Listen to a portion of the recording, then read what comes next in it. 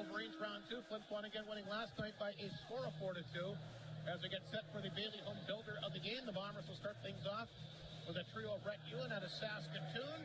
Ray Darberry back in uniform tonight from Fort St. John. Of course, the hometown product, Wide Sticky. Last night's first star, a goal and a couple of assists. On the back end, the Bombers will go with Nathan Holmes out of Whitehorse, Yukon. And he'll be joining the back end with the terrific Xavier Fashon out of Levis, Quebec. And then starting back in between the pipes is the reigning SJHL Saskatoon goalie of the week, none other than Devin Peck out of Colorado Springs. He's been sensational the first 4 games, and pretty nice performance again from his understudy Matt Bradley last night. But Peck's back tonight, and the Bombers are set to go to work. They've won 5 straight to kick off the season, and like we said, it's a big game for lots of reasons. Warman obviously wants to get back on track. The efforts have been there, the results haven't. We'll see what happens with them. And of course, the Bombers, like I mentioned, 8 games in a row on the road, starting on Tuesday against a very good Humboldt Bronco club. So we'll see what happens here tonight. The Wolverines will get the puck inside the Flin Flon zone. Holmes will get a hold of it, thought about shooting it, now he'll hang on, and he'll take it behind his own net. Knocked down partially that time by Yeeman. Bombers get it back. Vachon up the boards. Look for Warman to be very aggressive with their forecheck. They were last night as the puck is set back inside the Flin Flon zone. Wolverines after it. They'll shovel it to the blue line. Holden gawked it down. There's a chance for Holden off the hop. A chance right on. And Peck is there. And we're already seeing a similar. I know we're only 30 seconds in, Mike, but I thought there was one thing last night that maybe we didn't touch a lot on. But the Bombers turning the puck over in their own zone. Yep. We saw it there twice. I like this forecheck that Warman brings. Tenacious forecheck, and you're exactly right, Rob. It's the same as we saw last night. Warman coming out very strong to start the period. You know, I know hockey's a 60-minute game, but I think Warman could do themselves a big favor if they got the first goal. Puck is set back down the Wolverine zone. There goes Lawford racing after it. You've got a big body check here on Breho, not in uniform last time. He's back in there tonight. That one, I think, stung him a little bit. He got hit hard along the boards. Ryder Musil will dig it free, looking for a lane, gets it back up, but to Breho can't shoot it to the blue line. Picked up and fired on target by Miskew. New goaltender between the pipes, we mentioned, for the Wolverines tonight. No slouch either.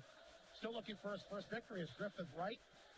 He's 0-2 on the year, but a goals against, a 2.02 and a save percentage of .944. Obviously not his fault they lost those 2 hockey games. Not with numbers like that. Yeah. Wolverines, they're offensively depleted. It's been kind of their Achilles heel so far this year. Smith, the former Bomber, tapped that one ahead. Picked up here by Dundas. He takes Clark down. He'll throw the puck back at the Flin Flon zone. Up the boards it goes. Breho. He'll lift it out. Puck will make its way back in Wolverine territory. Stockdale races back to pick this one up. Stockdale at the side of the Wolverine net. Flips it back. Here's a bank pass up the middle. Going to roll inside the Flin Flon zone. Icing negated. There's Jakubchuk for the Bombers back around the boards for Bruce. You heard Mike Reagan comment that he's back in uniform. A good rush here for Flin Flon. Vladimir's got the pass. Vladimir quickly cutting in. Can he finish up? No, he can't. Great save by Griffin. Vladimir, 2 breakaways last night. Mike Slip and a breakaway right off the hot tonight. He a partial breakaway. Yeah, anyway. Partial. But he was flying. He beat the defender just beautiful and cut in front of the net and got the shot. Yeah, goaltending isn't Warman's issue. It's getting goals that they got to start working on. Jakubchuk, the quick shot to the blue line. There's a save by Griffith again. And I chatted with Kyle McIntyre, an interview that we ran on our Norman Sportsline program last week. Of course, he was in Warman for the big home opener and, you know, all the excitement. And he said he was talking about Griffith in particular and how good he was. And he's tough to beat, I'll tell you that. We saw that with Tate Timmerman last night as well. Here's Jakubchuk for the blue line. Knocked down in front. Delisle looking for the puck. He can't find it. Puck is then scooped up here by Frame. And he'll move that one back to center ice. Fox tried to get him behind the D. He got partially grabbed, and then Frame came flying in there, just knocked away from him at the last second. Think there should have been a penalty there, Mike? Kind of held him up a little bit. Yeah, it was close, for sure. Puck deep in Flin Flon territory. Good start by the Wolverines again tonight. The Bombers will try to make things happen. Bruce will dump that one out. This will force the Warman D-man Lodendorf back. He's got a lot of potential, so he'll send that in on target. Save made here by Peck. There's Bruce back in the goal for Jakubchuk. Up the boards. Standing on it that time was Ulmer. Our first look at him in a while. Again, like Mike pointed out early in the broadcast, we have, I think, 6 different players in uniform here tonight. Here's a pass back to center ice, a little bit behind Donovan. Went back and got it, shoveled it back inside the Wolverine zone, and here comes Ulmer, the 18-year-old out of Regina, trying to track this one down. L'Esperance in there digging it free. Nice effort by him. These two guys played a lot of hockey together growing up. Puck off the leg, comes back to center. Holmes on top of it. He'll get rid of it, throws it back inside the Wolverine zone, picked up here by Curbs, who got his first SJHL goal yesterday. L'Esperance tries to keep that one in. Puck will come out. Grabbed here by Donovan. Holden took it from him, flipped it back here to Curtis. Back to center ice. Donovan gets it back for Flin Flon. The quick pass for Sean down the left side, inside the Wolverine zone. Back up front, nice pass to the doorstep to Ewan, and he whipped on it. And a big body check there. Penalty coming up against the Bombers right off the hop. What a chance, though, by Rhett Ewan. Yeah, again, Rhett Ewan having a great start. What a setup by Fashawn. Yeah, I didn't see the hit. It's a boarding or a charge by Stinton. So we talk about that Warman power play. Only been able to generate one goal this year. They're going to get a chance right off the hop. You heard Brett Pilkington, his comment before the game, and again, you go back to that 5-minute major last night, you got to get at least one goal on that. Absolutely. Yeah, absolutely. When you're a young team like Warman, you do. Vauchon got called for, I believe it was charging or boarding, one of the two. He's not happy with it. Either is the Bomber bench, but it is a Warman power play. Again, the Wolverines just 1 for 31 this year, but sooner or later, they're going to have to break through here. Maybe this will be the chance. We talked about them getting the first goal tonight, which would be huge for them. Kerr will take the face-off here. Well, he's going to get waved off, so going in to take the draw instead was the Wolverines' Skopik. Wolverines working back to blue line. Now it's intercepted here by Bruce. Bruce will tap it out. He takes off the former OHLer. Back on front. Here's a chance for Arbery. Beautiful setup. And he can't pick up the pass. Great job there by Bruce. Great to have him back in uniform tonight. Puck laying back of the Wolverine net. Kerr will pick it up, and he'll start to skate with it. He drops that one back to center ice. Picked up here and carried across the Bomber line. Fired in that time by Lawford. Puck poked out once again. Lohendorf will cut this one off at his own blue line. 1:20 to go in the Warman power play. Here comes Lohendorf back across the line. Left it there for Skopik.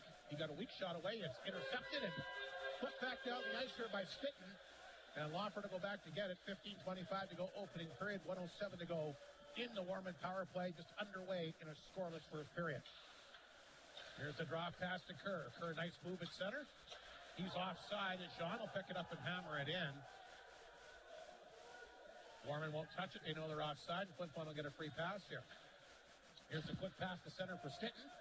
He'll redirect it inside the Wolverine zone. Picked up back of the net this time. And the Wolverines will work it deep. Smith will take the pass at center off the tip of his skate. Just across the Bomber line, intercept it down the ice. Griffin will come out to stop that. Tate the third will pick it up. There's 28 seconds to go in the Wolverine power play. Not been able to set up in the Bomber zone as of yet. Tate's got it. Drop pass to Smith. Smith to center. He'll send the puck back inside the Flin Flon zone. Back of the goal. Intercepted. Puck comes to blue line. Nice job to hold in. There's a pass out front. Safe made by Peck off the side of the goal. And it's picked up back of the net that time by Kennedy, who also had a goal last night. Puck bouncing inside the Flin Flon zone. They can't get it out. Held in that time by Moreland. Power play over for Sean under the box. Yakimchuk. Oh, he had him in behind the D, but he missed him with the pass. Sean will knock it down. Feeds it back to you. And a chance. He fanned on that. Gets his over. Back out front. Opportunity here. And they can't put it home. Wide open was Clark. Martin. Bombers have had some good chances tonight. They just haven't been able to bury with 3 really good chances that have all been miscued. Good pace again. There's Bruce for Flin Flon, and a good shift the last time he was out there. Setting up, of course, that opportunity here with Reed Arbery. Set him up perfectly. Yakimchuk back in the goal. Falls down, but gets the puck ahead. 3 Bombers away. Donovan tried to come back up the middle to Ulmer. Broke it up, sent back to Bomber blue line. There's Clark. Back in uniform for Flin Flon tonight. To Miscue. Good-looking D-man out of BC. Nice pass onside. Donovan's got it. Looking for somebody to give it to out front. Ulmer. Chad, shoot it. L'Esperance has it go through his legs as well. Miscue knocked it down. Big fire. Stick save made by Griffin. Rebound picked up here by Lohendorf. Around the boards to Frame. He can't knock it down. Puck stays deep in Warman territory. Donovan looking hard for it. So was Ewan in there. A couple good chances for him. Had a goal in last night's game. Clark back to center. The former Brandon Wheat King will rifle this inside Warman territory. Donovan knocked it down in the corner. There's Les Bronze back of the goal. Back out front. Donovan spins. That one got blocked by Lohendorf. Puck loose. They continue to battle for it deep in Warman territory. Off the glass, Viscu knocked it down. There's a chance for Viscu. What can get a backhander? And that one just was a little bit wide. I don't think it made it through to the front of the net. I think it hit the big D-man, Lohendorf, out front. Good pressure here by the Bombers. They'll hold it in, or will they? No, it goes off Arbery's stick. Rashawn will pick it up at center. Back to Arbery, going back to work inside the Warman zone. Arbery to the net, and shot off the goalpost. Rebound off the side of the net. Comes back to blue line to Fashawn. He knocked it down. That one got blocked in front. That one got knocked down by Frame. I think Warman's had a lot of guys on the ice here for a long time. Yeah, they're tired. Very. They do work it out finally. Good job by Yeeman. We'll see if Warman can get a line change here. Curbs will pick it up. Here's Yeeman back the other way. His long shot over top of the Bomber net. Good pace tonight, under 12 minutes to play. In the opening period, scoreless shots are 4-3 Bombers. Flin Flon's actually had a pretty good opening period, just haven't been able to capitalize on their chances. And they do have a goal post here early as well. We saw plenty of goal posts both ways in last night's game. Puck back in Flin Flon territory. Dug free here.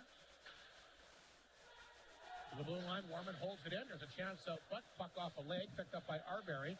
He'll flip it ahead for Lalimier. Lalimier had that partial breakaway earlier tonight. Knocked away from him. Here come the Wolverines.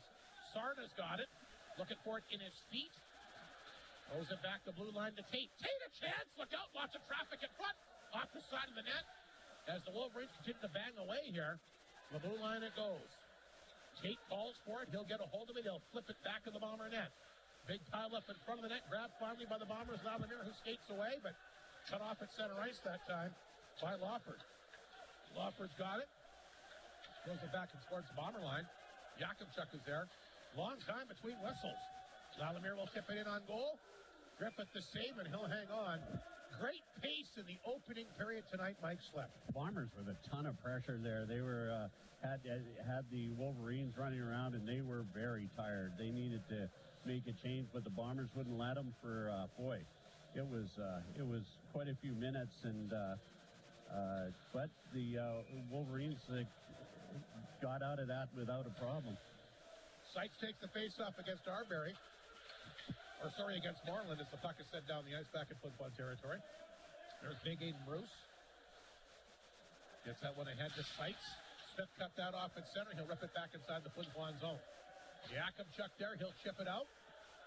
Stockdale had to get back quickly to knock it down to the blue line. Now it rolls back in. Smith has got it. Feeds that one back to Stockdale. He turned it over again. Chance now for Seitz. Hose out front. Can't get it to him. Look out. Another puck off the post. It goes off the stick that time to Griffith and off the bar. Wolverines jump on it, though, and they get it quickly to center. Parks will dump that pass off, and they're offside again. That one sent in on target. Peck the save.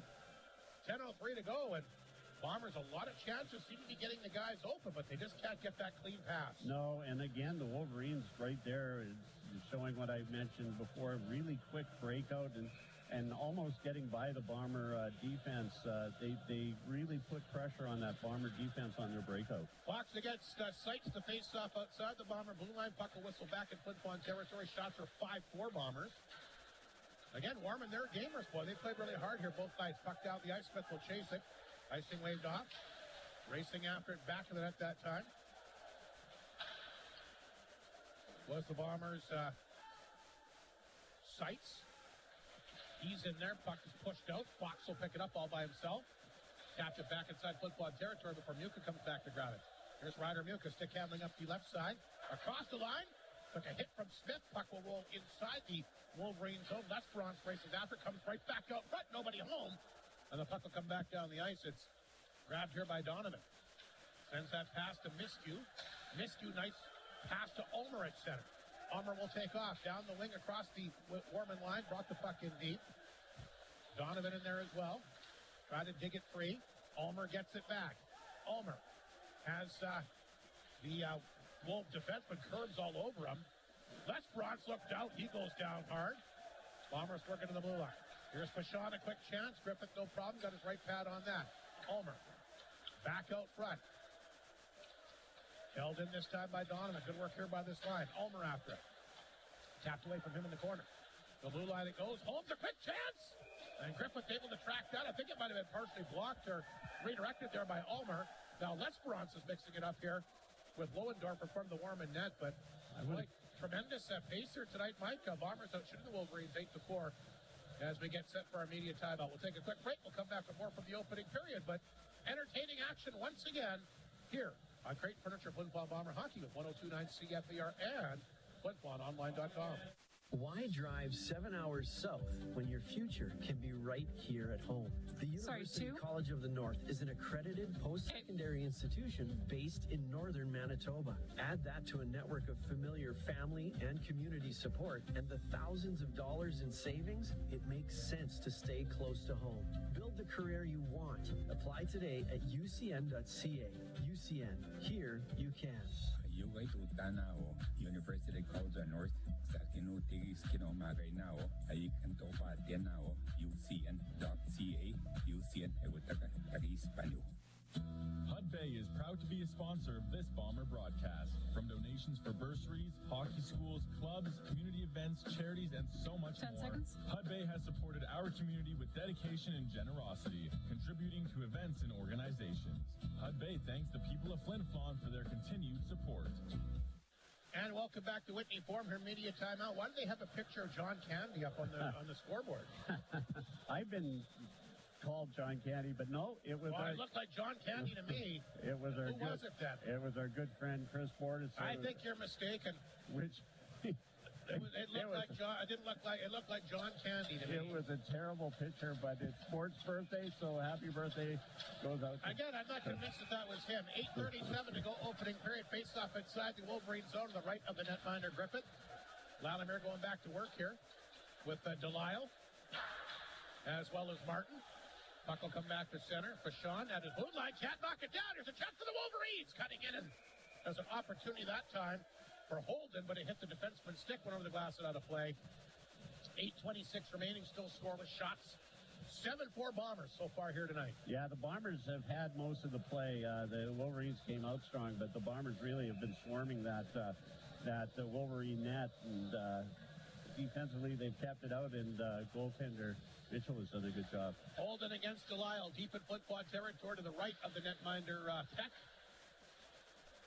Bombers try to jump on the puck. Lallimere, a nice drop pass. Here comes Delisle, back to Jakubchuk. He'll jump into the play. A quick chance, and Griffith is there. And we talked a lot about Tate Timmerman last night, his positioning, his acrobatic style. Griffith, they're both actually pretty big goalies, but this guy, with his size, plays his angles very, very well. Yeah, and that's, as I said last night, that's the way goaltending is taught, and it is taught this day and age. Back in the day, it was all about positioning. Pretty much freestyle. It's all about positioning and motion, and they practice that all the time. Martin got his first SJHL goal last night, goes in to take the face-off here, wins the drive, got the puck back of the Wolverine net. Martin looking for someone to give it to, back to blue line to Bruce. One-timer, Jakubchuk, that one got knocked down in front. And they'll quickly get it back to Kennedy at center. Kennedy and the Wolverines go back the other way. He'll dump that puck in. He's racing after it. Bruce along the boards. Puck will go back of the Bomber net, and racing after it as Martin took a good hit in the corner. Boy, Warman's been very, very physical here these two games. Smith keeps it in. Kennedy along the wall. Quick chance. That one misses the target, and it'll come outside the zone. Smith at center, hammers it right back in. There's Jakubchuk. He'll knock it down. Takes a look. Smith got a piece of it, then he gets it back to center ice. Bouncing puck set back in Warman territory off of Kennedy's skate. Intercepted by Arbery, sent in on target. Off the glove that time by Griffin. Rebound picked up here by Smith, back in his own net. Wolverines up the board to Kennedy, and he can't get out. Clark holds it in. Chance out front off the stick that time of Stitton. There's Arbery in there trying to knock it down, but Dundas gets it, and he'll bounce it off the boards and get it outside the zone. Dundas was the leading scorer coming into last night's game. Puck is stolen here by Arbery. Back out front to Stitton. Hangs on a shot. Save, rebound in front. Wolverines clear it, but they can't get it outside the zone. Stitton will get it back. Back up front, one-timer, they score! What a setup to Regulin. And he's got goals in back-to-back games. And the magical heck of a pace to start the season. He sure is.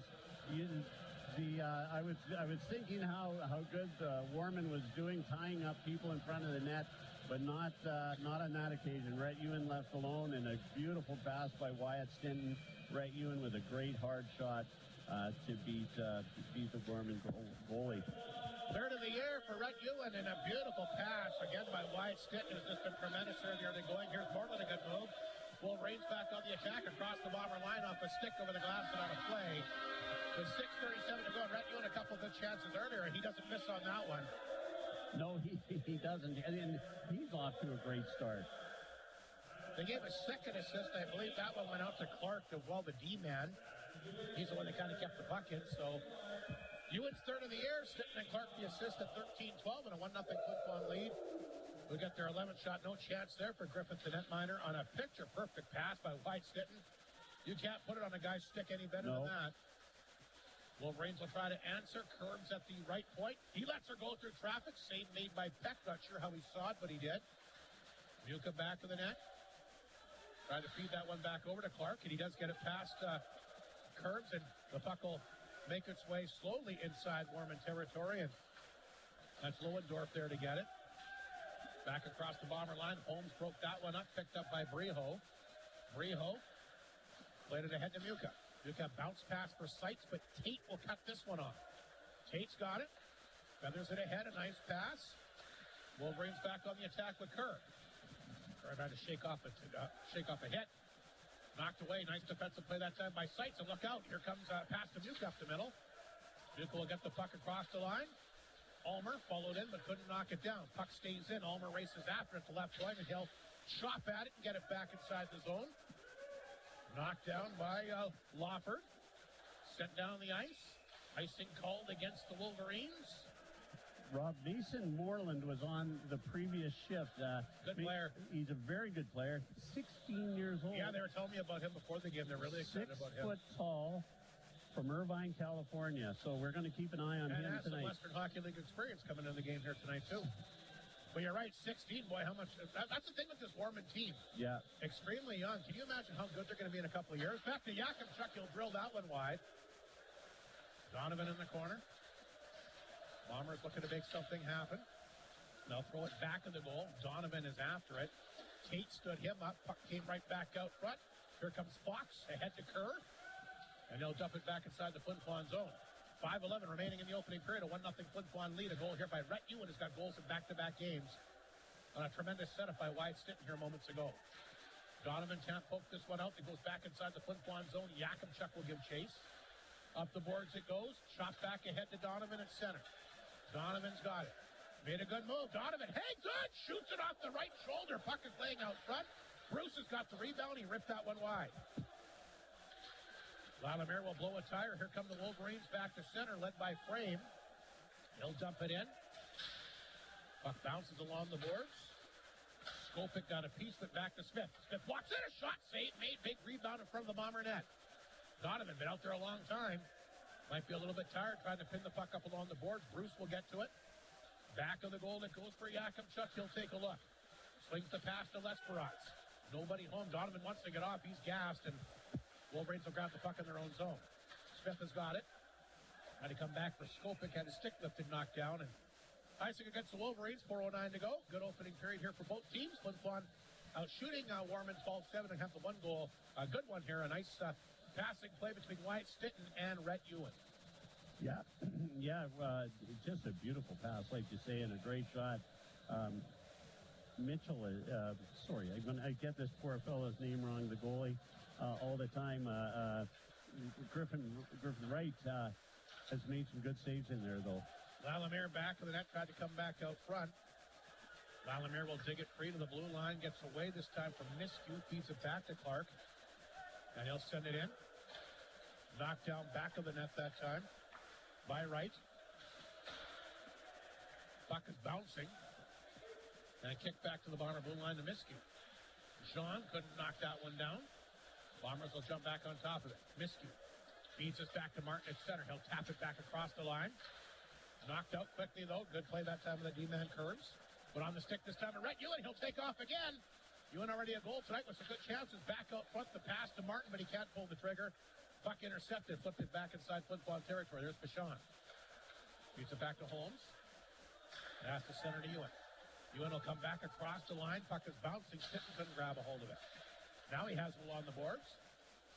Puck taken away, though, but comes back out front to Arbery. He'll knock it down. Here's a chance. That got blocked in front. And grabbed here and sent outside the zone by Holden. Holden to Yeeman. Tried to set a sidestep for Sean, but he went down. Bombers back on the attack. Arbery takes the pass at center back to Rhett Ewan, been out there a long time as well. Bombers need to get some fresh legs on the ice. There's Ewan. Sends a pass over in Stitton's direction. Puck will roll past him towards the front of the Warman net. Lawford will get a hold of it, and he took a hit from Arbery. Arbery comes back over at him again. Puck dug free back of the Bomber net that time. Back of the Warman net that time by Sarna. Flin Flon will hold it in. Good pressure here. Arbery once again pinned up along the boards. Bounce pass to Jakubchuk. Lets her rip a shot over top of the net. I don't think Wright saw that one as he had Breho in front of the net. There's a screen here. Speaking of Breho, he gets the puck. Big hit there. Arbery runs over Dundas. He's going to get a... The Bomber goaltender Peck thought the penalty was coming up against Warman. How did you see it there, Mike? Yeah, charging against Warman. I thought it might have... I just saw the collision at center. I couldn't tell. I thought they just accidentally ran into each other, but apparently not. Well, Peck thought differently. He skated to the bench, and it is going to be a Flin Flon power play. Dave Salahub is our Pepsi power play contestant. Gets his products at Super K, so good luck to Dave. If the Bombers do score on the power play, he'll win a 12-pack of Pepsi, courtesy of Arctic Beverages, your local dealer of Pepsi-Cola in northern Manitoba and Saskatchewan. Bomber power play ranked third in the league. 7 goals on 28 opportunities. Did have a power play goal last night. The Warman penalty kill, still very respectable, ranked 5th overall at 85.2%. So we'll see. Warman 0 for 1 on the power play tonight. We'll see what the Bombers can do on their first chance. Already a 1-0 lead. Stitton out front. Wide open there. Duka, can he finish up? No, he can't. Good defensive play by Lohendorf to come over and take it away from him. Puck in the corner. Duka flips it to the blue line. Held in that time by Bichon. Now it's knocked away. Wolverines will get a chance as they'll pick it up and send it back inside the Flin Flon zone. Put down the ice that time by Parks. Here comes Stittons, streaking down the left side. Has an assist tonight. 3 points last night. Got the puck back in deep. Pinned up along the boards this time by Corbs. Flin Flon looking to dig it free. Sights around the boards. Puck bounces. Back to Bichon. He'll hold it in. Swings the pass. Ryder Muka. Lots of room. Walks in. And that one, I think, hit Lawford out front. Off him over the glass and out of play. And not to take anything away from Wright tonight, but his players are doing a pretty good job blocking a lot of shots. Exactly. They have to, because all the play is in that end. And the Bombers moving the puck around. And you're right. A lot of those shots aren't getting through to Wright. 13-7, the shots right now in favor of Flin Flon. A 1-0 Bomber lead with 1:08 to go in the period. And 1:05 remaining in their first power play opportunity. Martin wins the draw cleanly for Flin Flon. Back to Clark. In the corner here for Lalamier. Lalamier will work it back to Clark. Look out. Nice job that time. Coming across to block it with Skopik. Good penalty killing. Like we said, the Wolverines are ranked 5th in the league. They know how to kill penalties. Here comes Arbery back to center.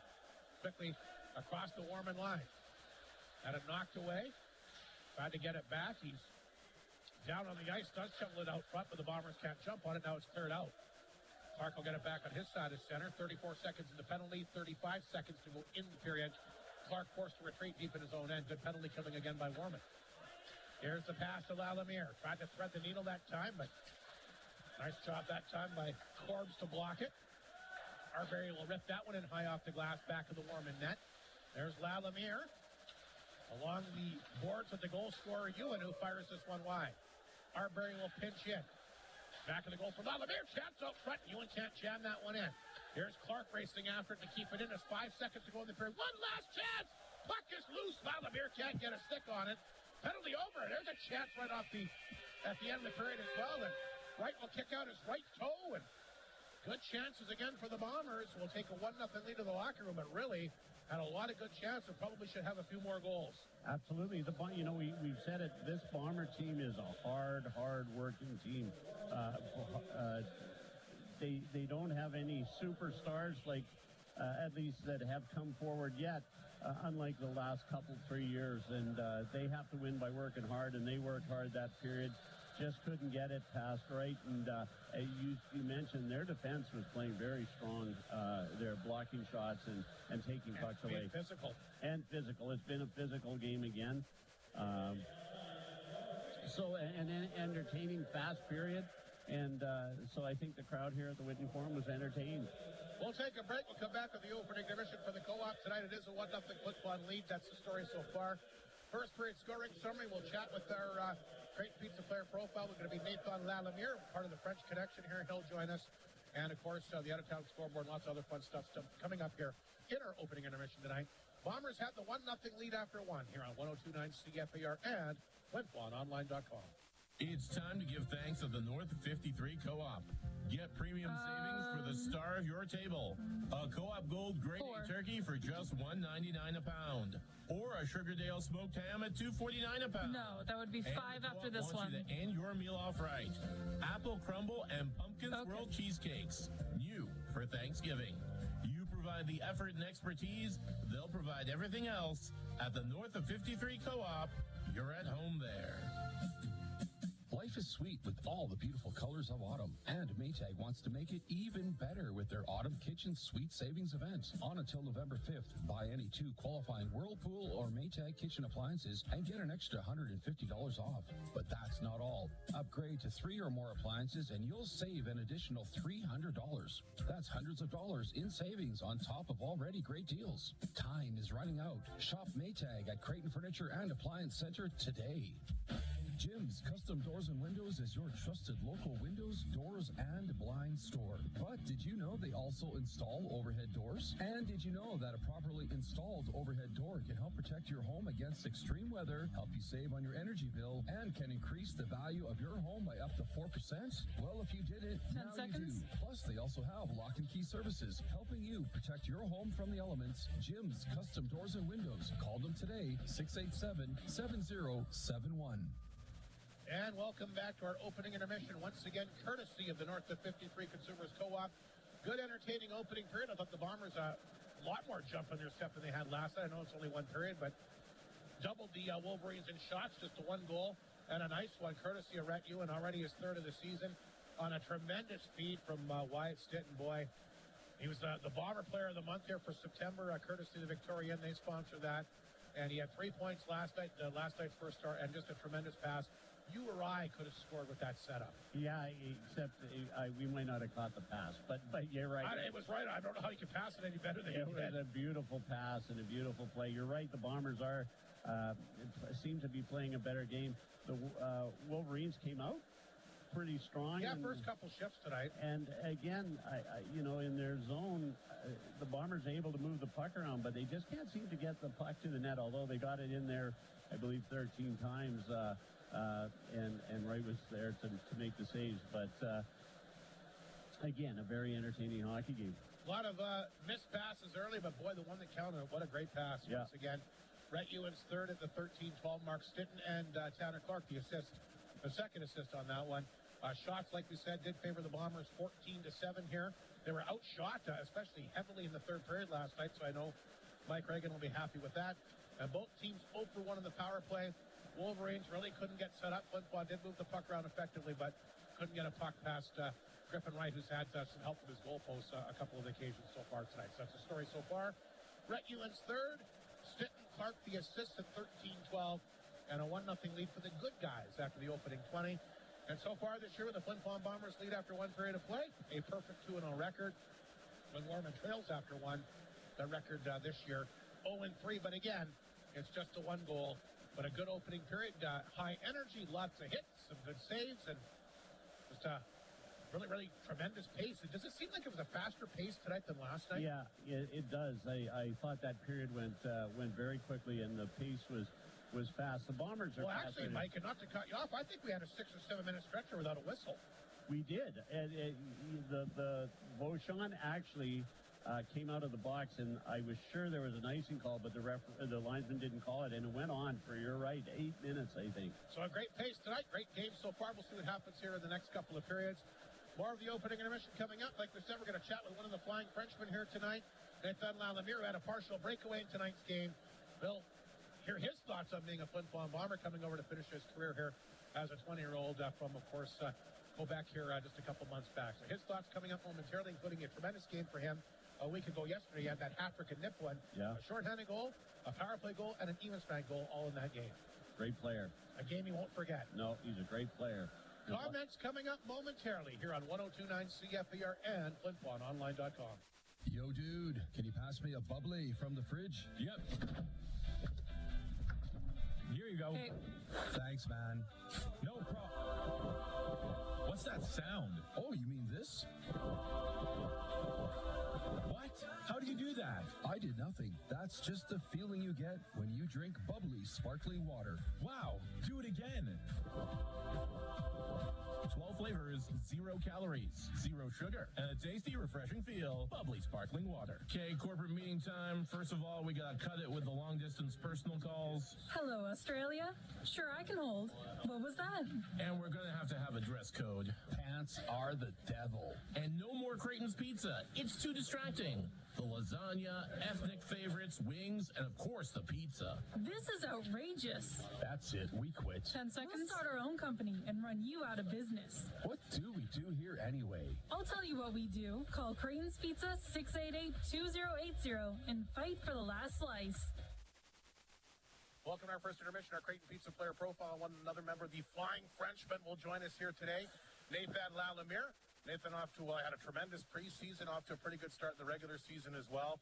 Nathan, I guess first and foremost, how'd you make it to Flin Flon? How'd this all kind of happen for you? It's kind of beautiful, like, happening. So it's Marc Lapointe, a guy that I know since a long period of time. He already coached me in hockey when I was younger. And he knew Mike since a long period of time, and he kind of talked to him about me. And then kind of make it happen. Mike looked at some videos of me and stuff online, and after that we talked me and Mike, and he traded for me. Where were you playing before coming to Flin Flon this season? I was playing in the QGHL, which is a junior A in Quebec.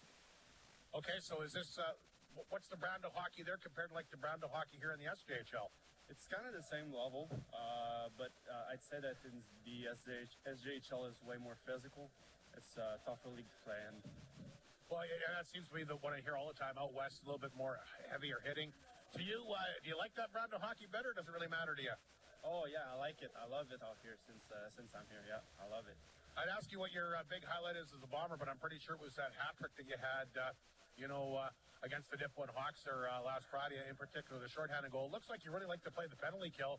A big shorthanded goal, your first ever SJHL goal, and last night a couple chances for a shorthanded goal as well. Yeah, it was a great moment, and I kind of have those opportunities, and I met the puck in, and yeah, it was fun. It was a fun time. 5-0 to start the year, nothing wrong with that. They say it's always tough to beat the same team back-to-back, though. Why is that? I'd say it's how you approach the game, and I think that we know what we have to do in the locker room right now to be able to beat those guys tonight, and I think we're going to be ready when the puck drops. I know last night was last night, Nathan, but I'll ask you: did you guys kind of overlook Warman last night due to their record? Yeah, it's a weird situation we were in, but I'd say that we might have a slow start and then land those 5 minutes that started the game a little bit slowly, and we kind of juggle a little bit into the game. So, well, you scored the goals when you had to, but you got to give Warman credit. They played hard, especially the third period. They really came at you hard. Yeah, they did, and I think we're looking forward to get those things fixed. The little details we have to do to get better with, and I think we'll be ready tonight. The nice thing is, even if you don't have your best game, you still got the 2 points at the end of the day. That's what you're after, right? Yeah, that's what matters the most. You're not the only French guy on the team. Fashawn is here as well. Delisle, did you know these guys before you came to Flin Flon? I knew Nathan Meunier-Roberge. I knew him. I played against him. That's right. I forgot about him. Yeah. I played against him when I was younger. And, about Delisle and Fauchon, I didn't really know these guys, but they're really great teammates. And, it's a nice time with them here. When you come to a new province, a new part of the country, is it nice to have guys that you're kind of, you might have not known them personally, but guys you're kind of familiar with, the same type of culture, the same province? Does it make it a little bit easier? Yeah, I'd say we all live the experience together, so it's kind of, we can talk about it, and, we are in the same situation, I can say. So, we're having a fun time here. What did you know about Flin Flon the Bombers before Mike traded you? Anything? Nothing really much. I didn't know this organization, and when I look at those videos, those clips, the Bombers, and it was a for sure thing for me to come in here. What was it like the first time you walked into the Whitney Forum? Oh, it's a lot of, it's a lot of, I can say memories and stuff. History? History, yeah, right. History, a lot of history when you come in that building, and it's an awesome building to play in every night. Yeah. Did you kind of get goosebumps? Could you kind of feel the history the first time you actually walked through the rink? Oh yeah, I did. Especially the game opener, when it was a big crowd, loud place, and it was really fun. Yeah. You're gonna get your chance to find out what life on the road's like too. I mean, this is a big game for you guys tonight. Yeah. Your last home game of October. Then you're gonna play basically 8 road games to wrap up the month. I don't care what league you're in. Always tougher to win on the road. So I know this is one you guys really want bad tonight. Yeah, it's going to be a big challenge this October, but we'll make sure we'll be ready. In Quebec, did you have a lot of long road trips? What was the travel like for you there? Oh, it was not that bad. I'd say it's a little bit of an adjustment, but I'll make sure I'll be ready on the road game and stuff. I'm sure that's one thing Mike told you about when he brought you in, that get ready for a few long road trips. Oh yeah, it's for sure a thing, but I think it's all you prepare yourself before the game, and yeah. It could be a good thing too, because then you get to kind of learn a little bit more about your teammates and stuff, right? Yeah. Road trip, you can, no connection, no Wi-Fi, so you kind of just talk and have fun with the boys on the bus. So yeah. I know what your Bomber highlight is, the hat trick that happened last Friday. Biggest, other than any other hockey moment for you in your career you look back on was a very special time for you, a big hockey moment, any other level, any other league that you played in? I would say the kind of road we had with our team last year. We had a pretty good ride in the playoffs. We believed it every single game, every single time, and we lost in Game 7 in semifinals, but that was a really great ride, and I took some experience from those playoffs. Growing up in Quebec, big Montreal Canadiens fan? Oh yeah, I am. I'm a big Montreal Canadiens. That's your favorite team? Yeah, it is. But I'm kind of gonna go with the Oilers this year. I'm gonna watch. You can't jump teams like that. No, but I'm gonna try to get to watch a little bit more Oilers games and stuff. So.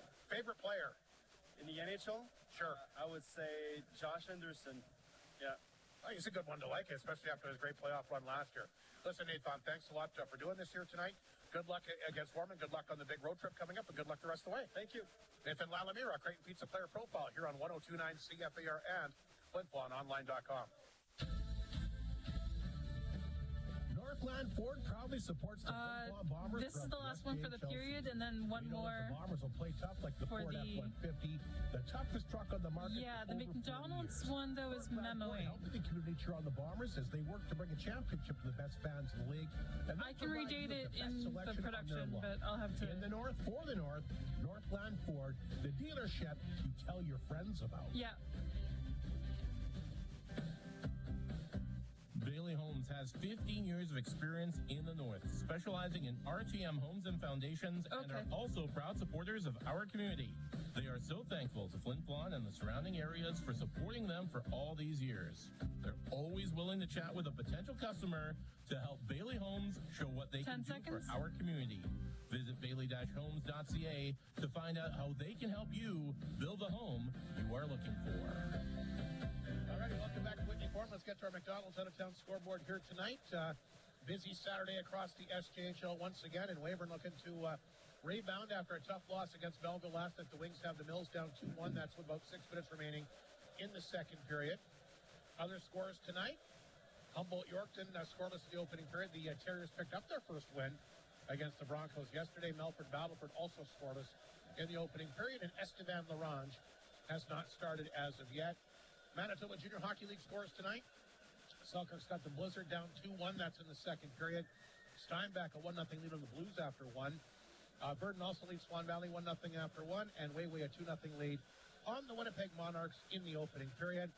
Baseball, how about those Blue Jays erupting for a 10-1 victory against the Yankees? Kirk, a couple of home runs today. Boy, that first one just flew right off the bat. Yeah, Did he ever? hammered it. Milwaukee, you know what's funny? Milwaukee's been such a good team this year. Nobody's talking about them. Maybe they are today. Yeah. Routing the Cubbies 9-3. LA's bounced back. They've taken a 5-3 lead on Philly in the 8th inning. And Detroit, Seattle just underway, scoreless in the second. One game's final from the CFL today. I think Toronto pretty much done now for a playoff push. Yeah, they clinched today. Hamilton hammered them 47-29, and not good for your Calgary Stampeders. BC up 31-9. Wow. After three quarters. What has happened to the Stamps? I don't know. They came out so strong and well, quarterback issues again, right? Yeah, he's Is playing. he healthy? He's playing tonight. Okay, Vernon Adams is back in there. And I'm going to have to talk to Nathan about his other hockey team. Well, you'd be the last guy. You switch teams all the time, Listen, too. I don't switch, and I'm like him. The Bruins, when I was a kid, was my team. Yeah, but Mike, if you're a Boston fan, you're a Boston fan. Not anymore. Apparently not. Haven't won enough for you lately, I guess. Listen, when you live in a city and the NHL comes, it's hard not to cheer. Yeah. But being an Oiler fan bothers me, Nathan. We'll have a chat. Well, he said I think Montreal's still his favorite team. They should be. Yeah. Speaking of the Oilers, Connor Ingram, we mentioned it last night. Flin Flon bomber, now with the Edmonton Oilers. Yeah, they just picked him up. We'll see how many games he gets into this year. But, yeah, you're right. Exciting news for him. Moving over from Utah, right, was his last game, I think. Yes.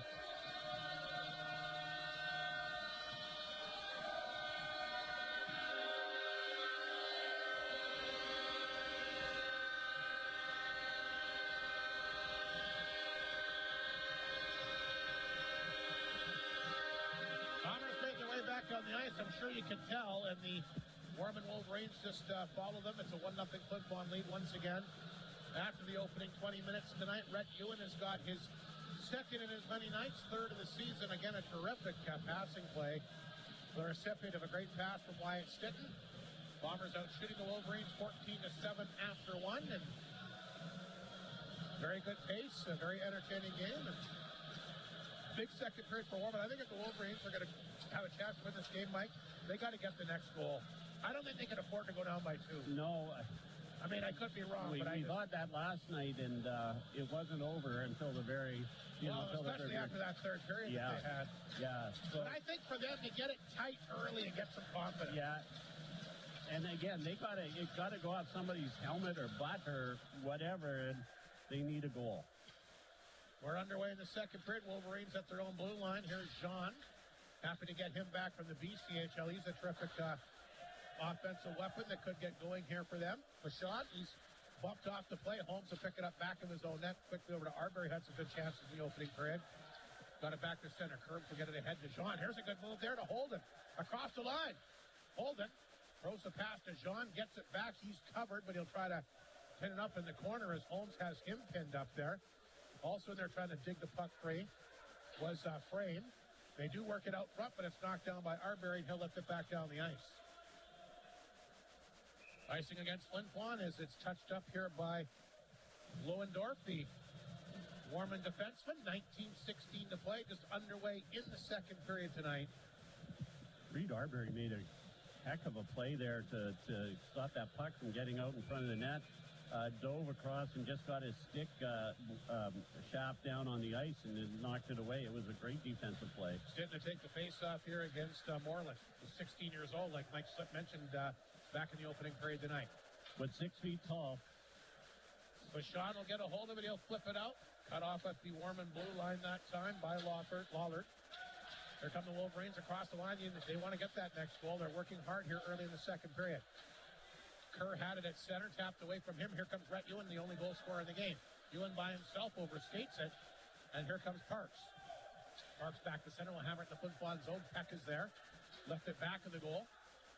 Picked up quickly by Miscue. Up the boards it goes. Martin will play that one back to Clark. Clark can assist on the opening goal tonight as well as he'll slide this one back inside the Warman zone. Miscue at the blue line, deflected out front by Delisle. Safe. Hey, Delisle will get a chance out front. Can't tap that one home. Here comes Sarna. His backhander to Parks over top of his stick. He'll go off for a change. Clark will pick it up back in the Bomber net. Clark will leave it back there from Miscue. Miscue had to be careful, had a guy on him. Here's the pass to Lalemire. Tapped away. He'll grab it back inside the Flin Flon zone. Feeds that one back to Clark. Clark back in the Bomber net.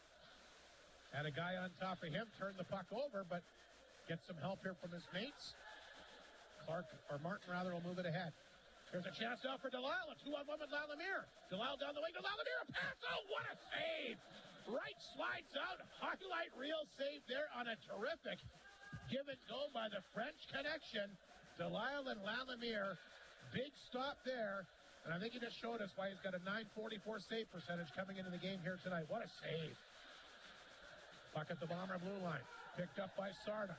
Back out front. Hit a stick. Sights. He knocked it down and lost it again. There's a shot from an off angle that time. Fired off the shoulder of Keck. There's a goal out front. Kennedy's got it. They've tied the game. Kennedy had that chance in the corner, left alone out front. Might slip, and there's a big one for the Wolverines. And how timely of a save it was for Wright at the one end. They get it down the ice. They capitalize the Bombers deep in their own zone. Kennedy's second goal in as many games, and they've tied up this game early in the second period. Bombers with a miscue there. Kennedy was standing all alone for a long time in front of that net. Puck came right to him, and he was able to backhand it past Peck. Peck, not much opportunity on that one. So Kennedy off the post and in. That'll come to 2:39 into the period. All even. And we talked about Warman getting that next goal, and we'll see how the confidence helps them early. But you're right, Kennedy left out. He was the one that started the whole play in the corner. He got that shot from a fluky angle that went off the shoulder, went to the far corner, and they were able to cap that. Again, that's why you got to shoot the puck. Yeah, get it. It's not going in unless it gets there. I think Mr. Gretzky said something to that effect. 100% of the shots that aren't on net don't go in. So Kennedy's got goals in back-to-back games. He's tied things up here early in the second period. Clock set for the face-off against Sykes to the right of the netminder Peck, who had no chance in the last one that beat him. Wolverines win the draw. This is Lohendorf at the blue line. Slides a pass. Picked up here by Curtis. His backhander knocked down the front. Puck is loose. And that's grabbed here by Briho, and he's just going to flip it ahead. Look out! Buka steals it from the D. Buka and alone. He can't finish up, but what a tremendous effort that was. Great job by Buka to knock that one away from the D-man and get a good chance, but he couldn't put her home. Wolverines get it back in their own zone. Here's a pass to Fox too far. That'll be an icing call. And a great chance for the Bombers to try to retake the lead, but Buka just can't get that one in. He couldn't get a hold of it. It was sort of rolling and bouncing on him, and it just sort of rolled off his stick. But what an effort to get to that position where he had a chance. Wolverines are tied at 1-1 early in the second period. Bombers out shooting them 17-9, but a nice job here by Kennedy. Scored one of the two goals last night. He's got their first goal here tonight, and it's a nice one. Off the face-off, Clark's shot got blocked and amazed the players in front of them. He'll grab the puck himself and try to get it in, but Curtis cut him off. Here's Fox off the boards, picked up by Frame. Knocked away from him. The Bombers will hammer it in. Big hit in front of the Warman bench that time between Donovan and Skopik. Puck flipped back off the glass inside the Flin Flon zone. Clark there to get it. Had to be careful. Jean in on him. Here's a big stretch pass. He'll find Donovan across the line, but he gets knocked loose as a handle. Jean's got it. Jean up the left side. Clark tried to take it away from him. Good job by Clark to stay with him. Made a good defensive play there. Puck laying back of the Bomber net. There's Miskew. They come back to Donovan too far. Cut off by Lawford at center. Back to Jean. Jean can't get it to settle down. He'll flip it back inside the Warman zone to Tate.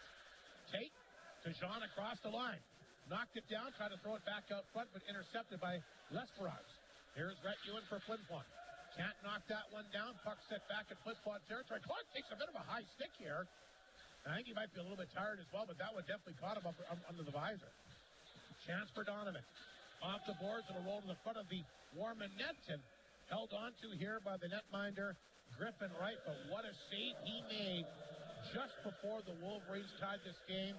Delisle, Lalamier, the 2-on-1 and a brilliant stop. Oh, incredible save. Yeah, it was a great play by those two, but right there to make the save. The Wolverines get on top of the opposition right away and make it very difficult to get anything going.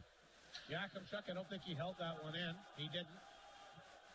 So the Wolverines will get a free pass. There's Tate deep in his own zone. Arbery, though, quickly got on him, but nice job by Tate to get it out. And puck is poked down inside the Flin Flon zone, and Jean will try to chase down the big D-man Bruce, but it is an icing call. Then they'll blow that down with 15:01 remaining. Remember, last home game for Flin Flon for October, so it's a big one here at the Whitney Forum for both these teams tonight. Absolutely. Jean is a very quick skater, too. They've got some fast guys on this. Yeah, they just got him back from BC, and they're thrilled to have him back in uniform. Face off inside the Wolverine zone, the right of the netminder right. Looks like they're going to wave Holden on the face-off, and he's going to go back in there. Wins the draw. Wolverines have it back of their own net. They'll send that around the boards that time by Lawford. Puck comes out. Forces Bruce back in his blue line. Look out, knocked away by Holden. He took it away from him. Holden, a pass out front. And Yeeman can't get a stick on it. What a chance that was. Here comes Rhett Ewan the other way. Ewan tried to get the puck in. Knocked away and comes back over to Smith. Smith has got it. He'll take off. The former Bomber to center. Sends it back at Flin Flon territory. Jean out there again. Bombers try to poke that one ahead. Kerr's got it in the corner. Kerr looking for someone to give it to. Made a good move out front. Kerr still has it. To Smith in the blue line. He ripped that one. Arbery blocked that. Kerr back after it. Puck lifted high along the glass deep in the Flin Flon zone. And referee going to blow this one down. Instead of hit a high stick. 14-12 to go in the second period. 18-9 is the shots. So the Bombers out shooting the Wolverines 4-2 so far in the second, but the Wolverines have tied this game. Reed Arbery and Wiley Smith reacquainting themselves here with a little chat. I don't think it was all that friendly. Here comes the face-off back in the Flin Flon zone. The right of the netminder, Devin Peck. Moreland wins the face-off, gets that back to Stockdale. He'll fire that on target. The save is made here by Peck. Warman good in the face-off circle again tonight, too. They've won the majority of the draws so far. They got a chance now. Puck inside the Flin Flon zone at the blue line. There's a chance. Knocked down in front by Delisle. He'll bank this ahead. Lalimier to try to get him into the open space here. But coming back to cut that off was Stockdale. Wolverines not out of position tonight, but here's a chance for Lalimier again behind the D. His chance, shot, save, rebound, scores! And Maverick Delisle has got his first SJHL goal. A bit of a rebound there. Delisle will chop on it. And the Bombers back out front 2-1. Lalimier with that deceptive speed kind of got just behind the D there. Got the chance. The rebound came out front, and Delisle, another guy that Mike Reagan very excited about, got injured in training camp, didn't play any preseason games. But there's his first goal as they flip the puck up into the Bomber bench. Just Lalimier just diving to the net. That's the third time tonight that he's made that move, and it's paid off. Well, Lalimier is definitely a guy who's going to add some offense this year. Maverick Delisle. Talk to me, Goose. I've been dying to say that, Rob. What's that? Talk to me, Goose. Oh, Maverick from Top Gun. There you have it. 13:33 to go in the second period. The Bombers have got 20 shots on net. They're finally able to get another puck past Griffin right tonight. And Delisle right place, the right time as Lalimier able to get the first chance. The rebound came right back out front. The Bombers got back in front 2-1. Here's Willendorf for the Wolverines back to Sarda. Sarda across the Bomber line. He'll get it in deep. Spins, fires, didn't miss by much. Good chance there. Lohendorf will hold it at left point along the boards this time for Kennedy, who's got the Wolverine goal tonight. Sarna hauled down back of the net. Here's Kennedy looking for an angle. A backhander. He scores! Kennedy's tied it. 3 goals in 2 games at Flin Flon, and I don't think Peck saw that one. And again, Kennedy, that's why you shoot the puck. Amaze the players up front. Wolverines have tied it back in business here in a very quiet Whitney Forum. Yeah, Kennedy again just left to move into open space there, and there wasn't a lot of open space, but he was able to avoid the Bombers and find it and put it in the net. Boy, Warman's come out to play again here tonight. They've tied this game at 2. Kennedy's got both goals, and right off the faceoff, they come flying inside the Flin Flon zone. An unassisted goal here by Kennedy, who's got 3 against the Bombers here this weekend. 2 here tonight. All even Steven once again as Ulmer will get it for Flin Flon. He'll send it inside the Wolverine zone. Wright will play it. Donovan cut that one off. Then he lost to Hamill as that puck is flipped outside the zone. Bruce got it back in, but they're offside. Chance now for Skopik. By himself across the line. Uses the D-man as the screen. And that was a great shot. It was a good glove save there by Peck. He'll stop that. 12:36 to go. Boy, the Wolverines a couple of goals here in their giving the Bombers all they want and more here on this Saturday night. They sure are. The future looks bright for this Warman Wolverine team. They've got some great players, great goaltending. It's going to be interesting to see how they progress during the season. Holden against Arbery. The Wolverines win the draw right back to blue line at one timer. Look out, it came right back in front of the Bomber net. There's Jean after it. Lost the handle in the corner. Fashon will grab it. Haven't really seen Fashon take off with any real big rushes tonight, but he'll get that back to center. Holden looking for it, but picked up here by Holmes. Holmes in the corner. Played it ahead. Nice play to Wyatt Skitton. His backhander. Knocked down at center ice. Scooped up, though, by Arbery. Arbery lost the handle, taken away by Holden. Holden's got it. Big boy. Send that inside the Flin Flon zone. Bombers get it back. Holmes will play it ahead to Arbery, but he couldn't knock it down cleanly. Heeman with the steal. There's Heeman back inside the Flin Flon zone. Holden got knocked down. Fans react to that, but meanwhile the Wolverines keep the puck inside Flin Flon territory. Vachon on the boards. He's trying to hang on to it. Sean trying to dig it free, but it's Vachon that gets it. He'll tap it outside the zone. Smith back for the Wolverines to knock it down inside his own blue line. Played it ahead, a good pass, but they couldn't, Heeman couldn't hold on to it on his stick. Puck knocked away by Bruce. He'll take off, the big OHL D-man. Bruce across the line. Ran into a brick wall there. Here comes Parks the other way. Inside Flin Flon territory, shakes off a couple of Bombers. In the corner this time for Kerr. Knocked away from him. Parks will jump up. Blue line, it goes to Smith. Back to Parks along the blue line. He's tied up here. Dug free here by Moreland. Back of the goal for Kerr. Moreland backhander comes back out the blue line. Lohendorf knocked it down. Back to Smith. Just holds it in. They'll dump it back deep at the Flin Flon zone. Parks after it again. Back to the Bomber net. Poked away from him. When the Bombers is hauled down here, Lohendorf knocked it down. Swings the pass back to Smith. Smith hangs on, shoots it, didn't miss by much. I don't think Peck saw it. Lohendorf. Good pressure here by the Wolverines. They got the Bombers pinned in their own zone. Bruce tried to dig it free. And that'll go off a body over the glass and out of play. But, boy, the Bombers might have been a little tired on that shift Reed Arbery and Holden were having a battle, and Arbery was out there forever afterwards, so I know he was tired. Reed Arbery threw a big body check down below us here on Holden, and then Holden came back with a slash and then a big body check on Arbery. The Warriors were moving the puck around beautifully there in that series. Sarda will take the face-off against Seitz. It's deep inside the Flin Flon zone. 10:31 to go. Second period, a 2-2 game. Ewan and Delilah scored for Flin Flon and Kennedy. Both goals here for the Wolverines tonight. They win another face-off deep in the Bomber zone. Here's Kennedy. Trying to throw it out front. Look out, and hit a skate, just missed. Kennedy again back out front, and this is intercepted here by Muka. Quick pass to Riho up the left side.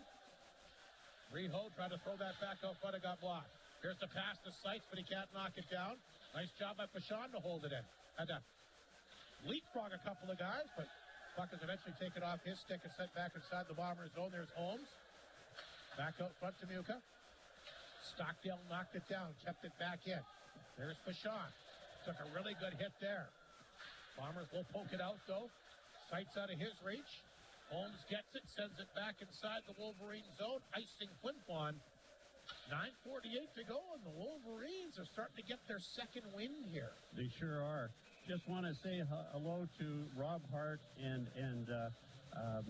biggest fan, and Myrna Lee Yo out in PEI, my mother-in-law. She loves you guys. She listens to Raphael every morning. She's able to tell me more than I can tell you. I'm glad that she's listening tonight. We'll take a quick break. We've got a media timeout. Great game, though, between the Wolverines and Bombers. It's all even at 2 here on 102.9 CFAR and FlinFlonOnline.com. McDonald's in Flin Flon is excited about the start of another Flin Flon Bomber hockey season, and they're also excited about their new drive-through times. The McDonald's drive-through at the Walmart location is open Monday to Wednesday, 7 a.m. to midnight, Thursday to Saturday, 24 hours, and they're also open 7 a.m. to 6 p.m. on Sunday. Stop by, enjoy all your favorite menu items, including the Big Mac, Quarter Pounder, Chicken McNuggets, McChicken, delicious fries, and all your favorite breakfast items.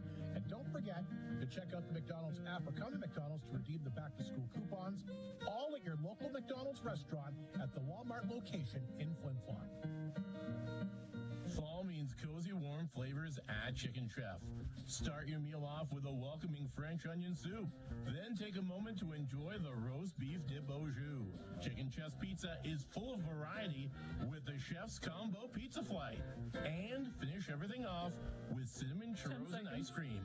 The fall menu is now at Chicken Chef, open Monday to Saturday, 8 to 10, Sundays 11 to 7. Chicken Chef, where it always feels like home. Great game at the Whitney Forum tonight. Coming out of the media timeout, a 2-2 game here. Bombers, Wolverines. Warman's got the puck as they try to bring it back out front. Seitz will knock it down. Can he clear it out? Yes, he can. Puck comes back to Flin. He's at center. He'll rip it inside the Wolverine zone with Lalemire after it. Grabbed here by Briho. Back out front. Lawford had to go off his skates. He'll flip the puck along the glass. Skopik has got it. Played it back to Frame, but couldn't pick up the pass. Miscue took it from him, flipped it back off the glass. Here's Fox tipping it back in Flin Flon territory. Miscue was there. Played it quickly to Donovan. Donovan will pick it up. Drop the pass back to Miscue. Miscue to center, quickly inside the Warman zone. A long shot, kicked away that time by Wright. Rebound came out front, nobody there. Here's Clark. Along the boards. Picked up by Fox. Collision back of the net. Donovan's down. Shake it up a little bit, and Wolverines will carry the puck out. Yeeman. Drop that back to Lawford. Ahead for Fox, but Seitz has got it. And once again, he'll play that back to Miscue. Pass up the middle.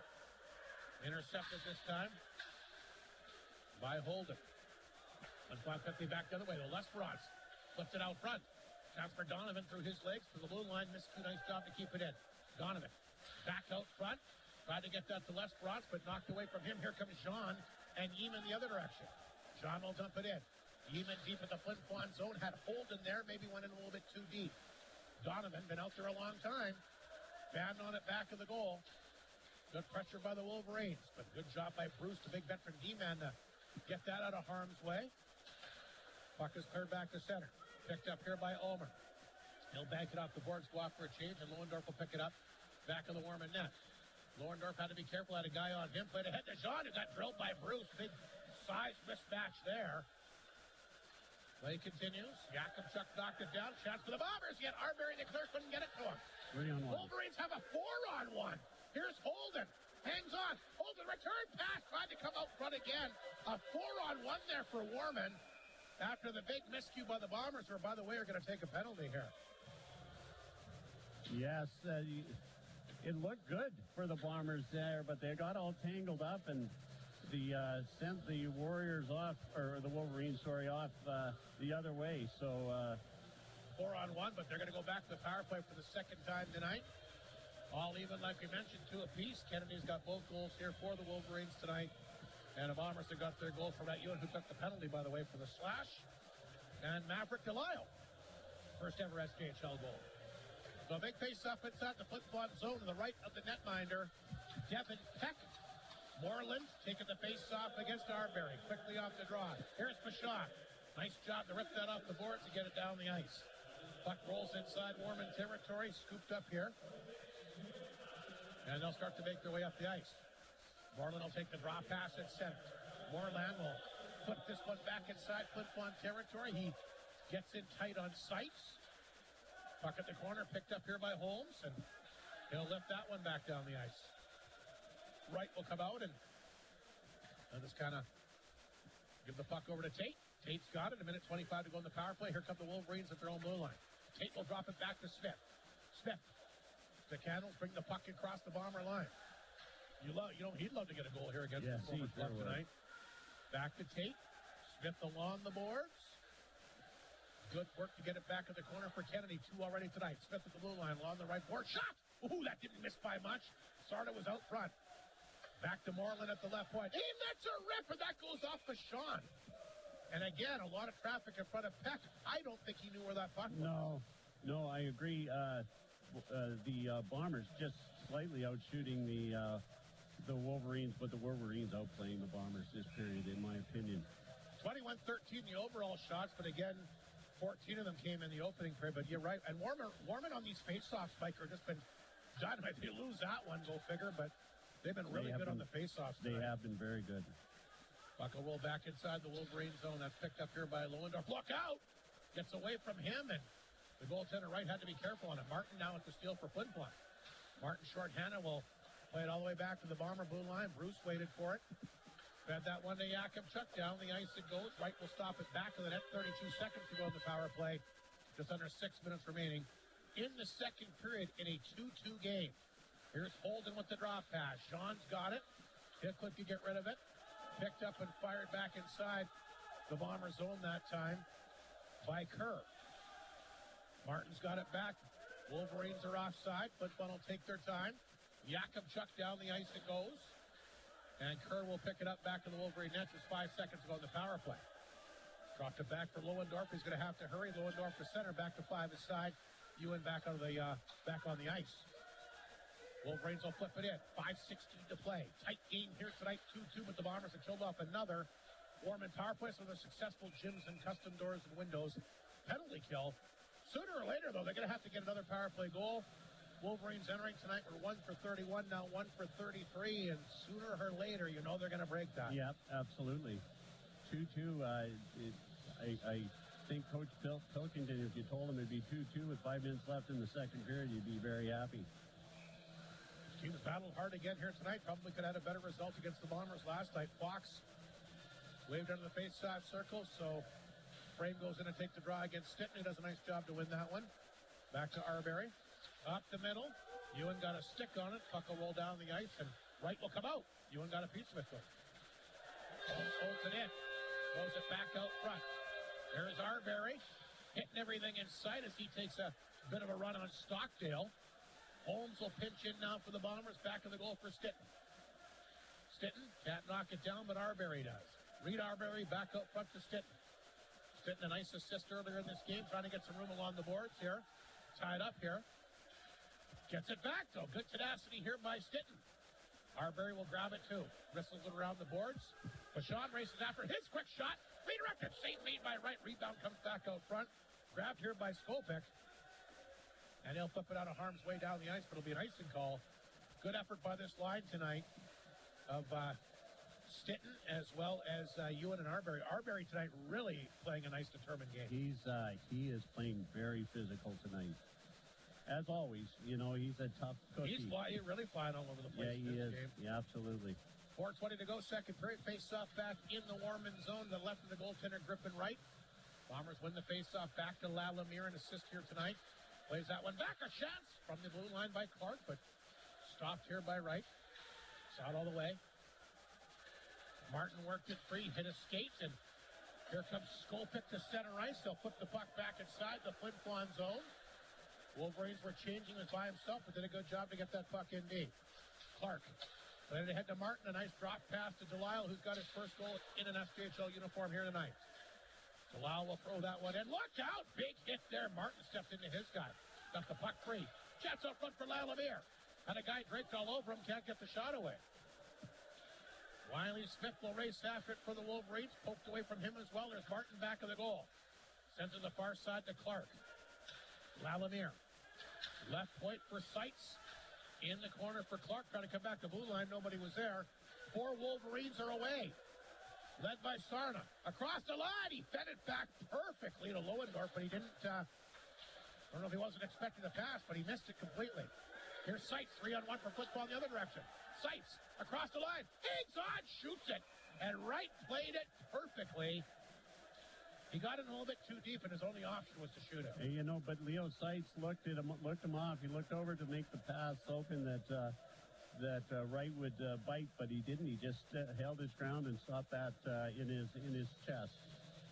3:08 to go, second period, 24-14. The shots in favor of the Bombers, but a tight one tonight with these determined Warman Wolverines looking for their second win of the season, first ever road win under the new franchise moniker.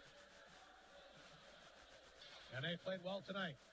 Ryder Mukic in the corners, had some chances, can't knock that one down. Puck banked off the boards. It'll make its way back in Flin Flon territory. Jakubchuk will touch up. Let's see what's happening out of town tonight. The McDonald's out of town scoreboard. Weyburn continues to lead Melville 2-1. They're now into the third period.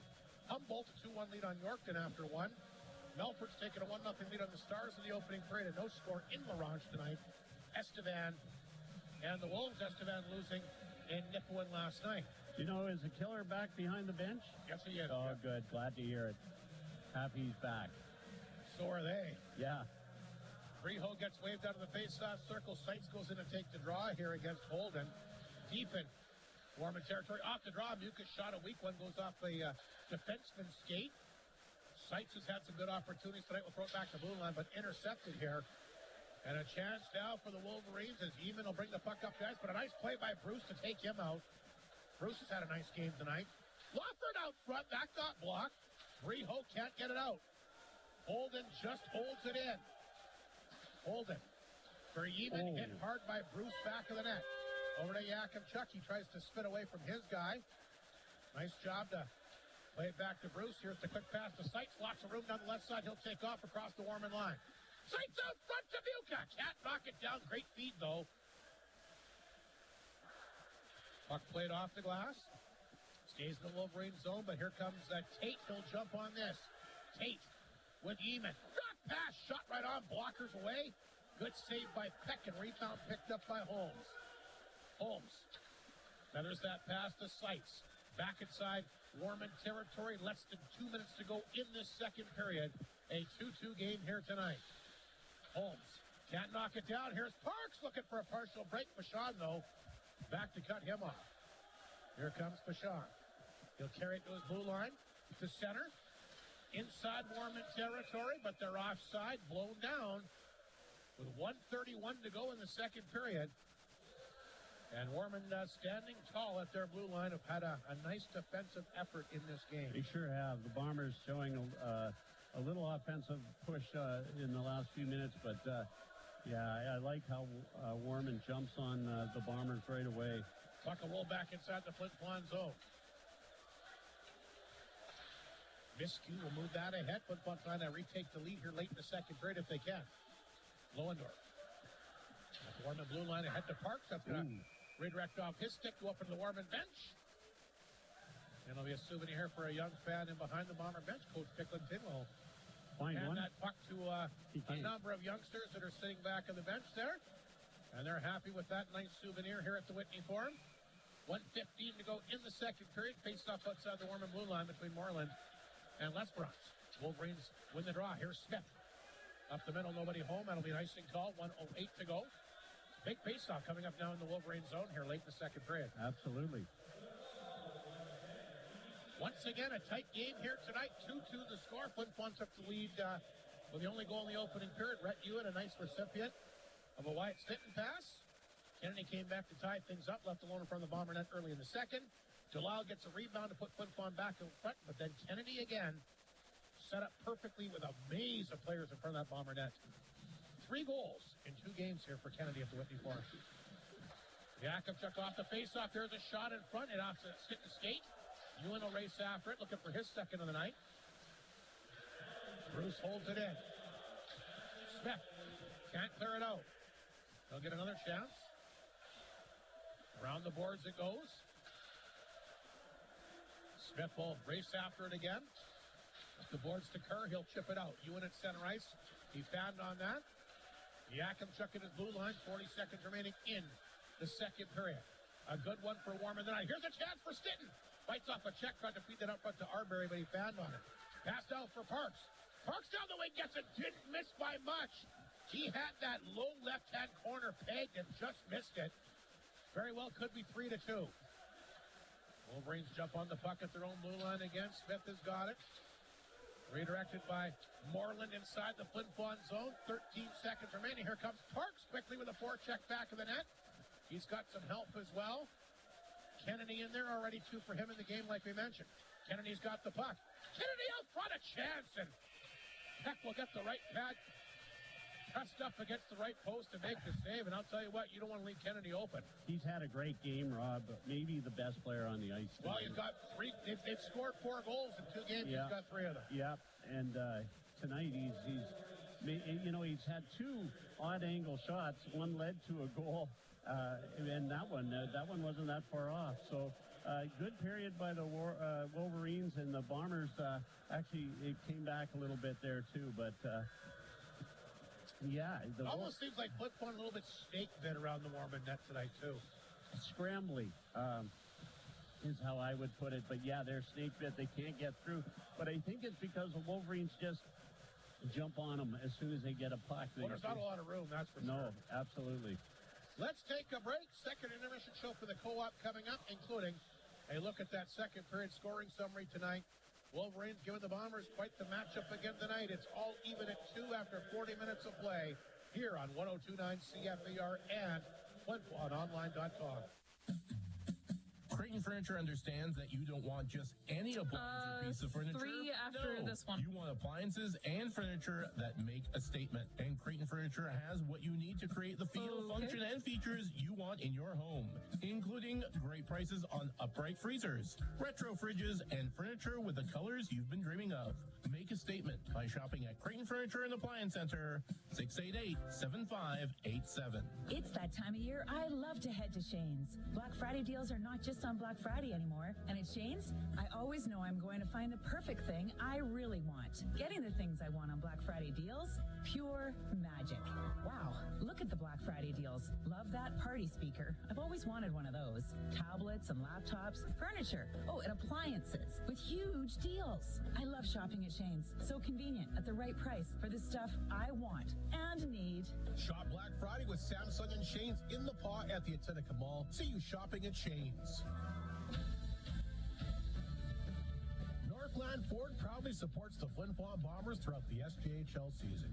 We know that the Bombers will play tough like the Ford F-150, the toughest truck on the market for over 40 years. Northland Ford helping the community cheer on the Bombers as they work to bring a championship to the best fans in the league, and they provide you with the best selection on their lot. In the North, for the North, Northland Ford, the dealership you tell your friends about. Second intermission coming up here for the co-op tonight. Let's start with that second period scoring summary courtesy of Northland Ford. It was 1-0 Flin Flon after one, like we mentioned. Kennedy, quite the period for him as he would tie things up, his second from Sarna. 2:35, left alone in front, a beautiful backhander off the post and in. That would tie things up. The Bombers, though, would retake the lead. Maverick Delisle gets his first ever SJHL goal and a nice one. Beautiful. Great work by his line mate, Lalamere, who got a hold of it. Got the first chance, turned away by right, but the rebound came right back out front. Delisle grabbed a hold of it. He shoveled it home, and they gave him the souvenir puck, flipped it up on the bench. A goal, obviously, I don't think you ever forget your first goal in junior hockey. He gets his first ever. Lalamere, the lone assist on that one at 6:17, but less than 30 seconds later, Kennedy again gets in tight. Lots of people in front of Peck, never saw it. Shovels home his second of the night, third of the weekend unassisted at 6:50. And that's how we stand after 40 minutes of play. Shots in the second period tonight were 11-10 Flin Flon. The Bombers a two-period total of 25. The Wolverines a two-period total of 17 and a clean game tonight. Just 3 minor penalties in the entire game. The Bombers 0 for 1 in the power play, and Warman right now sitting 0 for 2 so far. Yeah, it not very many penalties, but still a very physical game, and there might have been a few called there, but refs letting them go a bit, and that's good. It's a good, again, interesting hockey game to watch. I think the Bombers would like to get a little more pressure and sustain pressure. The Wolverines seem to do that, especially in the first part of that period. So it's going to be a great third, down a 2-2 tie. Quickly, before we go to the second intermission, Northland Ford We Scare Hunger campaign. You want to mention something about that quickly? I appreciate it, Rob. Yeah, it's our 11th annual Scare Hunger. We want to scare hunger out of our communities and the area around. You can bring in non-perishable food item donations to the dealership. If you can't make it in, we'll come pick it up. On Wednesday, we're going to be set up at the Creighton Kodiak football game. You can look for the Northland Ford gang there and drop off your donations, and all donations go to the Lord's Bounty Food Bank. And it's a big deal every year for the food bank. Generally get about 6 months worth of food for them. So especially this year, it's been tough. So if you can help us out with scaring hunger, we sure would appreciate it. There you have it. So opportunities, like you said, to drop off the dealership. Of course, the Kodiak football game on Wednesday and the Bomber home game here on the 1st. That's right. November 1st will be set up here. All righty. So it's a 2-2 game after 2, and the Bombers are tied up after 2 periods of play this year. The record is 1-0 when the Wolverines are tied up after 2, 1-0 as well. So the only time that's a good omen for the Wolverines. Only time they've been tied up after 2 periods of play, they've won. So there you go. I think they might have a bit of the momentum, Mike, coming out here for the third period. Well, I think they do, and confidence. They know they can play with these Flin Flon Bombers. So confidence and momentum are a big thing. We'll see what happens in the third. It'll be interesting for sure. I call a one-goal game either way. Yeah.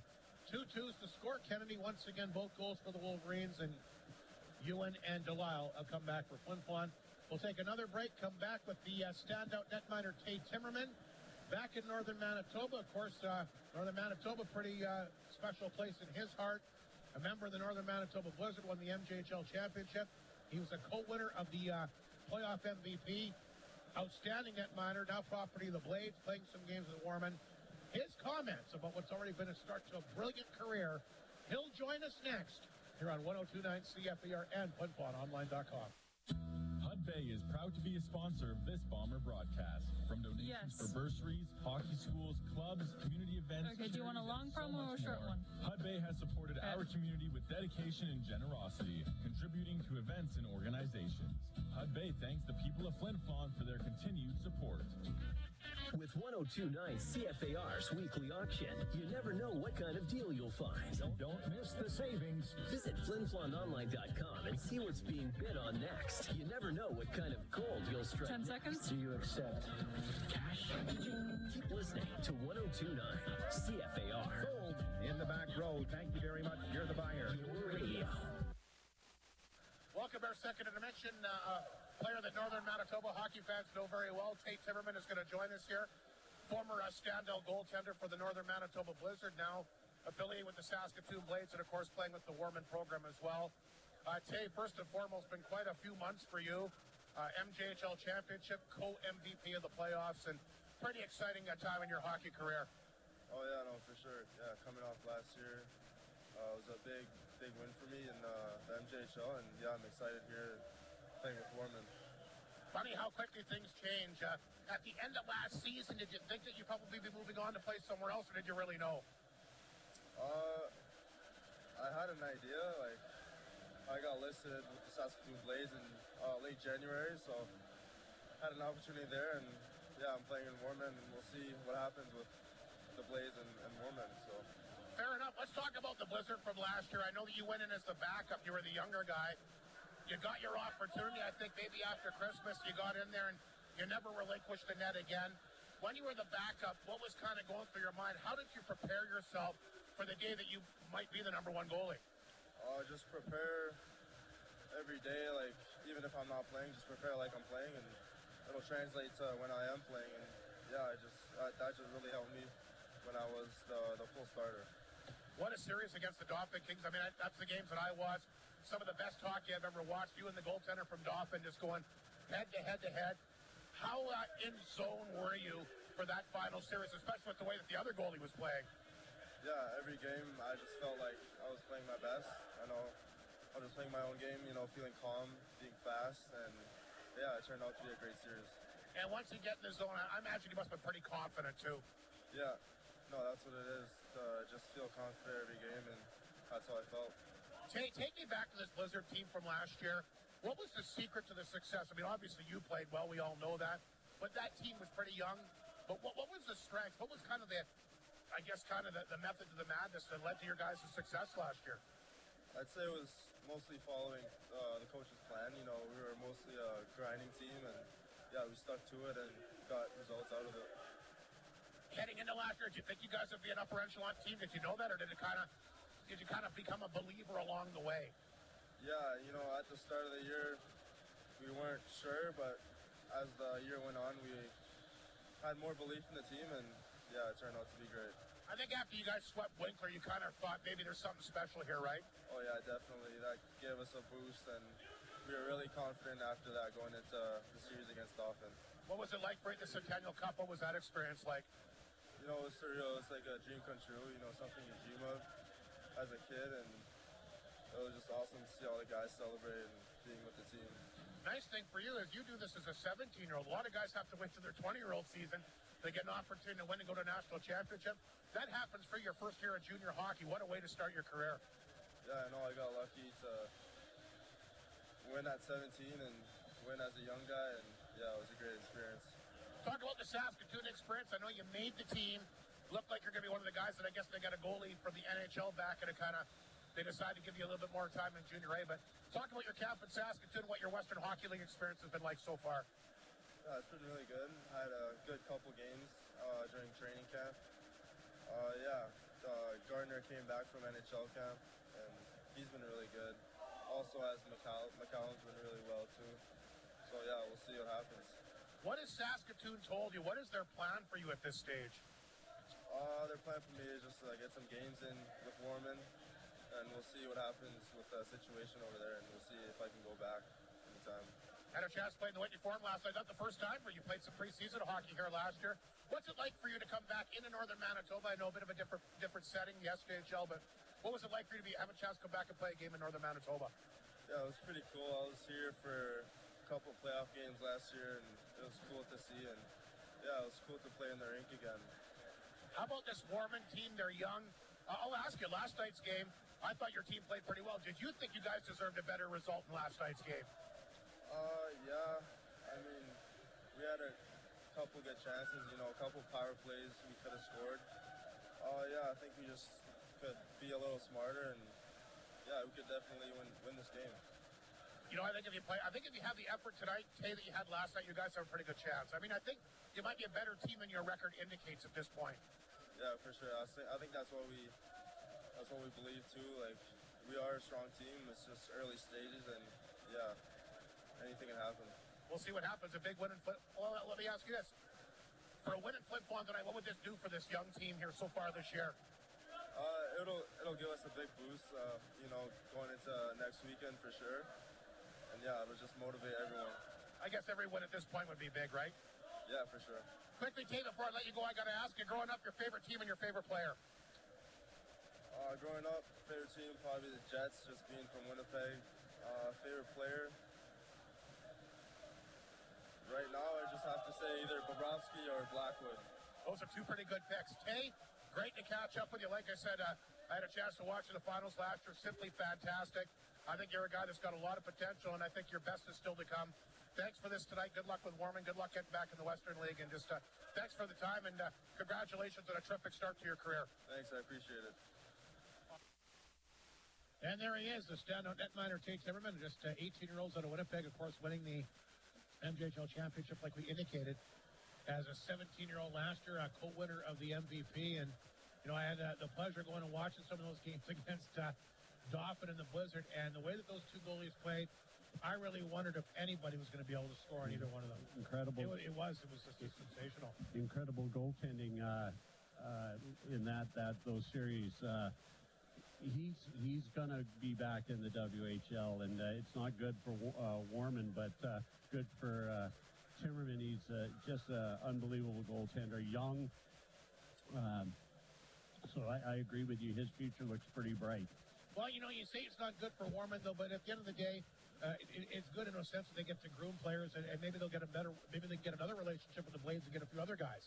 Well, matter of fact, this 16-year-old Moreland is also property of the Blades as well. I think their proximity to Saskatoon is huge, especially getting maybe a working relationship with the Blades, but also it's very attractive for players to go to a team that's close to a major center. Warman, like we've mentioned, a beautiful place to be and a beautiful complex. So, they're not going to have problems enticing players to come there. And I think you're going to see more players drop down to get a little time from the Blades. Let's take a look at our McDonald's out-of-town scoreboard here tonight. Other games across the SJHL. We have got Melville back in front of Weyburn 3-2. That's now midway through the third period. Great rivalry. Yorkton all even as well, 2-2 in the second. Melfort leads the Stars 1-0 after one. And LaRange has taken a 1-0 lead on the Estevan Bruins after the opening period here tonight. The Ice Wolves are looking for their first win of the year. Waylon Gardapi's got his third of the year, the only goal scorer so far in that one tonight. Manitoba Junior Hockey League games. We got Selkirk leading the Blizzard late in the third period, 2-1. Steinbach a 4-1 lead on the Blues. That's after 2. Burden a nice comfortable 5-0 lead on the Stampeders after 2. And Wayway continues to lead the Winnipeg Monarchs 2-0. In the opening period, the Stampeders go down to defeat. BC beat them 38-24. Hamilton clinching a playoff spot with a 47-29 win against Toronto earlier today. Baseball scores, how about those Blue Jays taking it to the Yankees 10-1. Milwaukee a convincing 9-3 win against the Cubs. Philly blew a 3-0 lead. Dodgers come back, beat them 5-3. And Seattle leading Detroit 1-0 right now. That's in the 5th inning of play. Great game here at the Whitney Forum tonight, Mike. It's all even between the Bombers and Wolverines at 2. Kennedy's got both goals for the Wolverines. Got close to scoring again late in the second. Look, the Bombers got to find a way to contain him. He's right now the linchpin for the Wolverines for sure.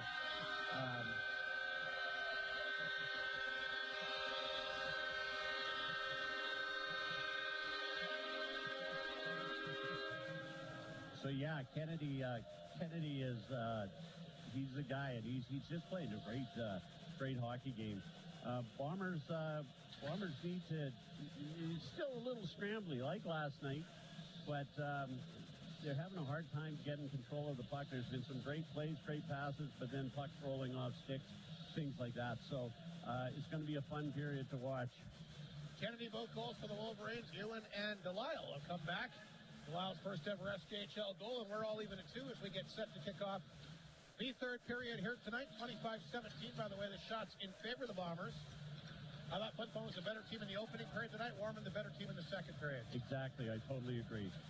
Sentinels line up for the face-off here against Holden as we get set to kick off the third period, and we are underway here. Looks like another decent crowd at the Whitney Forum here tonight. Very similar to last night, Rob. Bombers will dump it in. Lohendorf there quickly. Off the board. Stitten can't get a hold of it. Holden has it, though. He'll flip that one ahead to Yeeman. He'll poke that towards the front of the Bomber net. Peck going to come out and play it. Around the boards, Ewan will chop it out. This will force Lohendorf back at his blue line. Muka on top of him, but Lohendorf able to turn the corner. He'll get the puck out, and he took a good hit along the boards there. Wolverines getting back in deep. Holmes playing a ton tonight. He's looked good. Knocked it down, back inside his own zone. Try to play that one ahead. Grabbed here by Arbery, but he can't get the puck out. Smith holds it in now. They'll put that on the stick of Vachon. Big hit there. Holy cow. Stitten drilled in front of the bench that time by Lohendorf. Freeholder with the steal. Walks in, shoots it, didn't miss by much. That one ended up hitting the Warman D-man before it got through to the goaltender. Bruce knocked it down. There's a quick chance, and save made here by Wright. Good chances by the Bombers here early in the third period. Freeholder a great chance, lost his chin strap.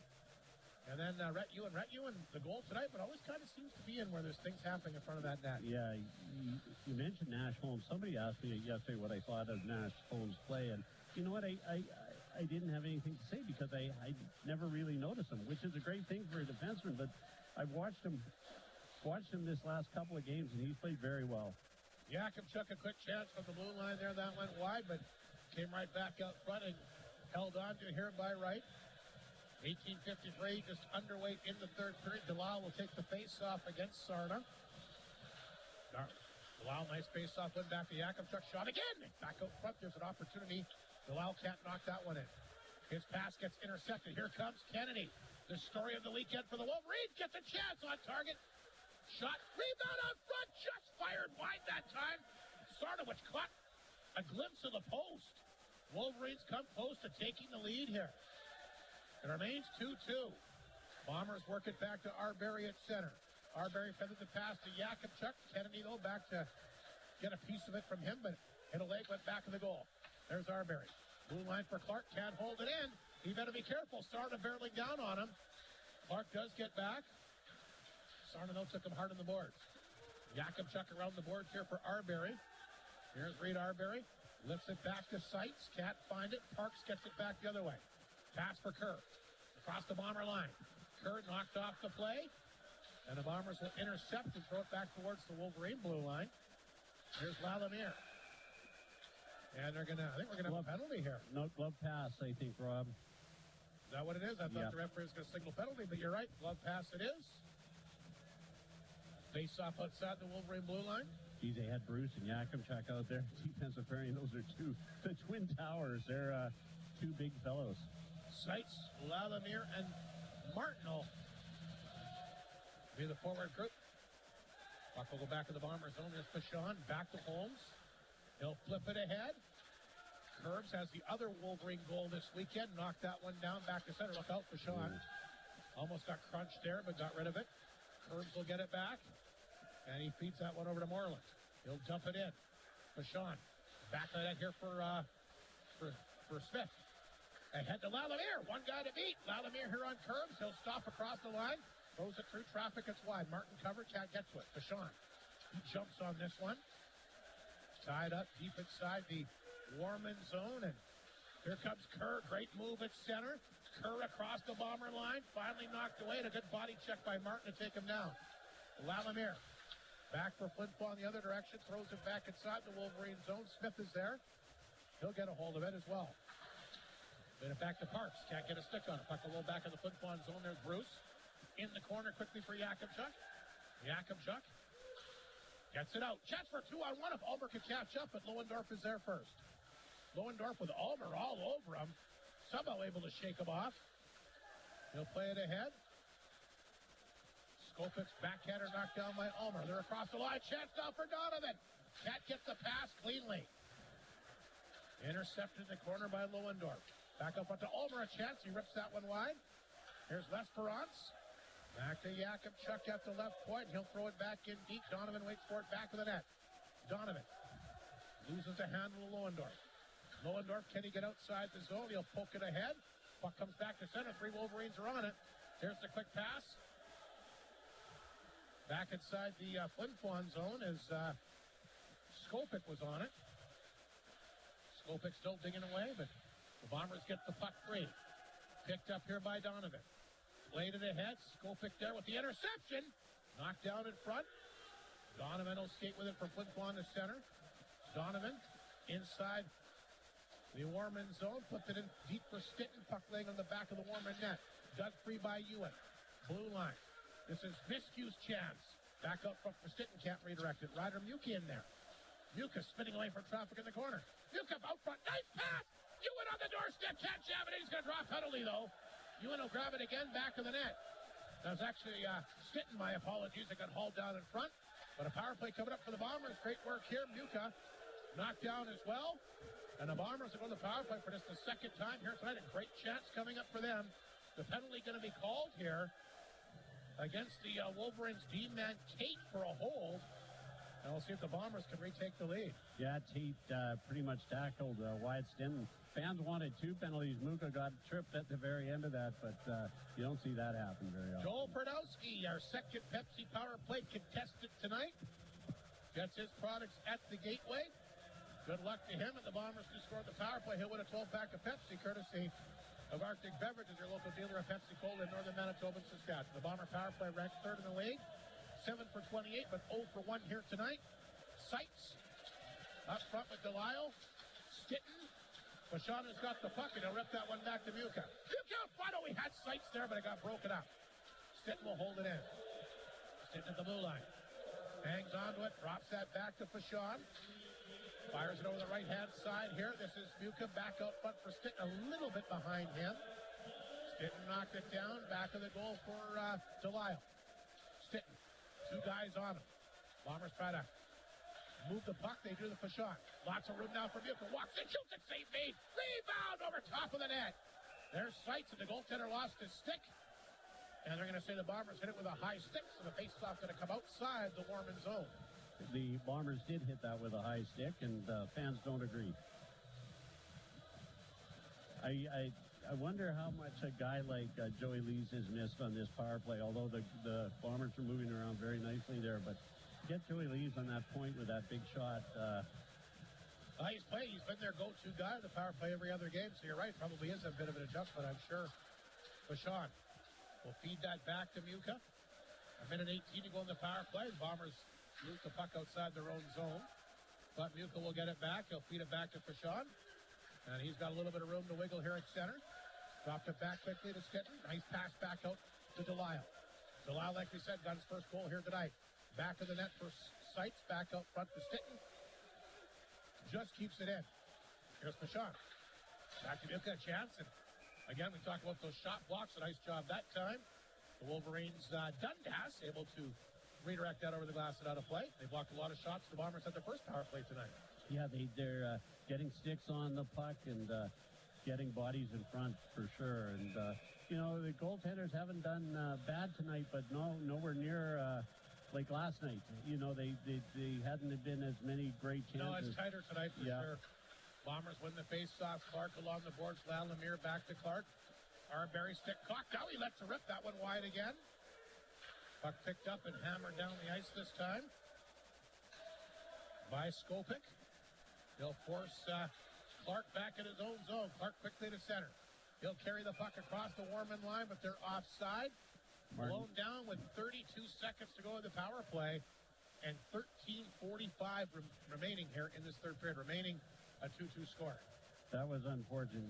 Martin got pushed over the line and created that offside. So let me ask you about this power play here, Mike. Yeah. And I was actually going to ask Coach Reagan about it in the pregame. Just never got to it. I'll ask you as soon as after this face-off. Sure. Martin takes the draw against Skopik outside the Warman blue line. Clark will knock it down. And he'll leave it here for Arbery. Arbery will drop it back for Clark again. Wasn't anticipating that. Lalamier gets it. He'll flip it back in. Lohendorf there for the Wolverines. Big hit on him that time, courtesy of Martin. Lalamier holds it in. There's Arbery. Arbery can't knock it down. Picked up here. Sent down the ice, courtesy of the Wolverines. And another penalty coming up against Flin Flon here. Going to be an elbowing call. So that'll negate the power play. It only had 3 seconds remaining anyway. But I was going to ask you about this power play. At times, you think the Bombers are trying to force things? Maybe trying to get a little too pretty, maybe. They're just trying to force it. Yeah. Because, they don't have the liberty of having those great power play producing guys they had and a lot of...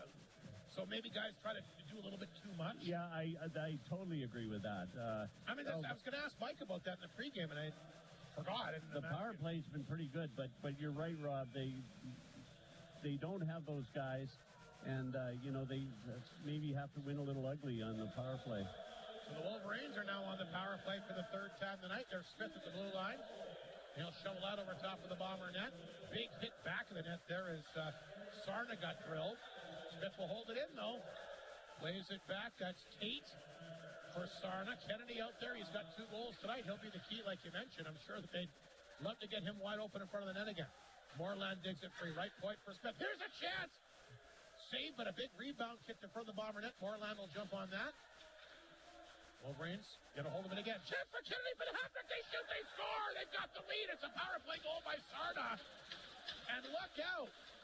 The Wolverines have taken a 3-2 lead, and we talked about it, Mike. Sooner or later, they were going to get a power play goal. Absolutely. Kennedy, again, set that up. Yes. Sarna, Johnny on the spot, put it in. Really nice power play there by the Warman Wolverines. So Sarna will get his second of the season and just the second power play goal for the Wolverines this year. But we talked about it. Sooner or later, it was going to happen.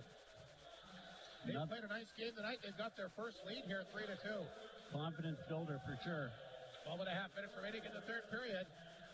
And the Bombers now will have to try to come from behind, which they haven't had to do in the third. This is the first time they've trailed in the third period in the entire preseason and regular season. So new territory here for Flin Flon. Reed Arbery. We'll see how the team responds. Bouchon can't hold it in. Arbery after it. Checked up here by Delisle. He'll dump it back in the Wolverine zone. There's Lohendorf. He gets to it. Intercepted by Arbery along the boards. Reho can't handle it. Picked off instead this time by Smith. He'll play it back down inside the Flin Flon zone for Jean. Back up front for Eamon. Bouncing puck. Arbery knocked it away from him. Puck deep inside Flin Flon territory. Rolling back of the Bomber net. Holmes after it. There's Holden, who might not have the best offensive abilities, but he really gets in there and forechecks hard. He's a hard, tough player. He certainly is. Creates room for the other guys, and they've got it right now. They have the steal. Yeeman will work it back the right point to Tate. Tate throws it back in deep. There's Holden. He'll grab it.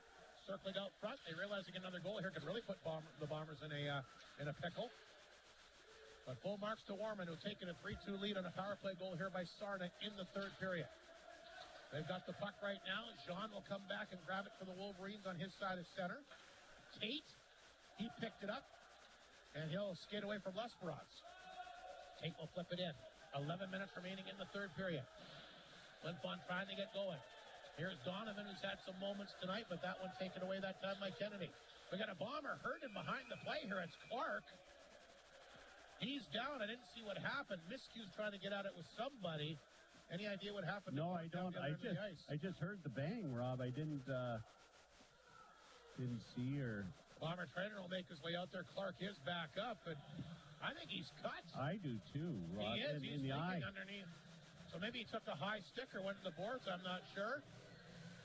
Well, hopefully he's okay. The Bomber trainer quickly to get out there and look after him. The two referees are having a conversation just below us here. Yeah, there's blood on the ice down there, Rob. He went down hard, and he was out on the ice there for a while, so it's either a high stick or the way that he went into the board, yeah, I guess.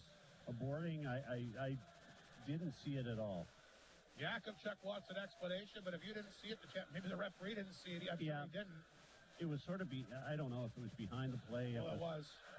10:55 remaining in the game. The Wolverines jumping ahead with a power play goal here, like we mentioned. McDonald's out-of-town scoreboard once again. Weyburn a 4-3 lead on Melville late in the third. Yorkton's come back to take a 3-2 lead on Humboldt in the second.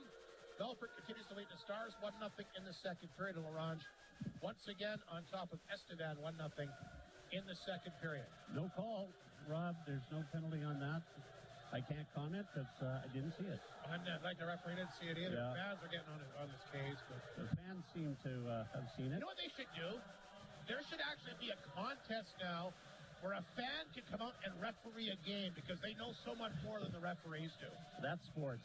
Wouldn't that be something? Yeah, that's sports. You got to get... Yeah. Bombers win the face-off. Here's a chance for Ewan. Puck will roll back inside the Wolverine zone. They're sitting after Flin Flon. Down a goal here. We'll see if they can tie things up. Rhett Ewan has had a good weekend set. Gets it back to Bruce. His shot got blocked. He'll keep it in. Sitting in the corner for Muka. Picked up back with a little drop pass. There's a chance. Oh, good opportunity there for Muka. Just missed. He's going to get it there. This is going to be a makeup call here. I thought it was a trip or a hook. It's calling a hook. But I think you're right. Well, they didn't see the first one, but the Bombers will get a power play. It's the hooking call against Kennedy, who's got 2 goals and an assist in this game. And boy, this is a big power play for the Bombers. Huge power play for the Bombers. Ronnie Dixon is our lucky Pepsi power play contestant. Gets his products at the Red Apple. Good luck to him as the Bombers score the power play. He will win himself a 12-pack of Pepsi, courtesy of Arctic Beverages once again. In northern Manitoba and Saskatchewan, Flin Flon 0 for 2 tonight. Muka, Delisle, Seitz, Stinton, and Fashon. Bombers win the faceoff clearly back to Fashon. There's a shot! Save! Rebound! They can't jam it! It's getting a chance, and he ripped it wide. Muka. He knocked it down. Feeds it back to Fashon. Chance again. Nice redirection that time by Delisle, but over top of the net. Fashon holds it in. Muka's quick chance. Deflected out front. Save made, and a nice job by Wright to find the loose puck in front of him. And he'll use his big frame there to grab that puck and hold on the blue paint. A couple good chances here for the Bombers to tie it. Close, but no cigar. Yeah, he really fought through a bunch of traffic to get on that puck and did a nice job. Minute 40 to go in the power play. 10-10 remaining in the third period. Leo Seitz set for the big face-off here. Great movement by the Bombers down there, too. Against Eamon. Bombers win it cleanly again. This is Fashon. In the corner for Seitz. Stinton. Lets Fashon take it. There's a chance. Knocked down in front of the net. Eamon will get it out. And Muka will go back and pick up the puck on his side of center. Minute 27 to go in the power play. Still lots of time. Ryder Muka will bring it back up the ice to center. Muka after it. He fired it back in. Seitz trying to get there, but got cut off at the pass. Puck stays inside Warman territory. They'll shovel it towards the front of the net. Here comes Stinton racing after it. Stinton, a 3-point game last night. Fashon holds it in. Here's Muka. Quick chance! Oh, he ripped it wide, and Wright was looking behind him. That hits the net. It's 3-3. Fashon again hit Seitz in front of the net. Wolverines can't clear. Muka the draw pass. Here's Fashawn. Back out front for Stinton. Backdoor. Muka scores! It's a power play goal.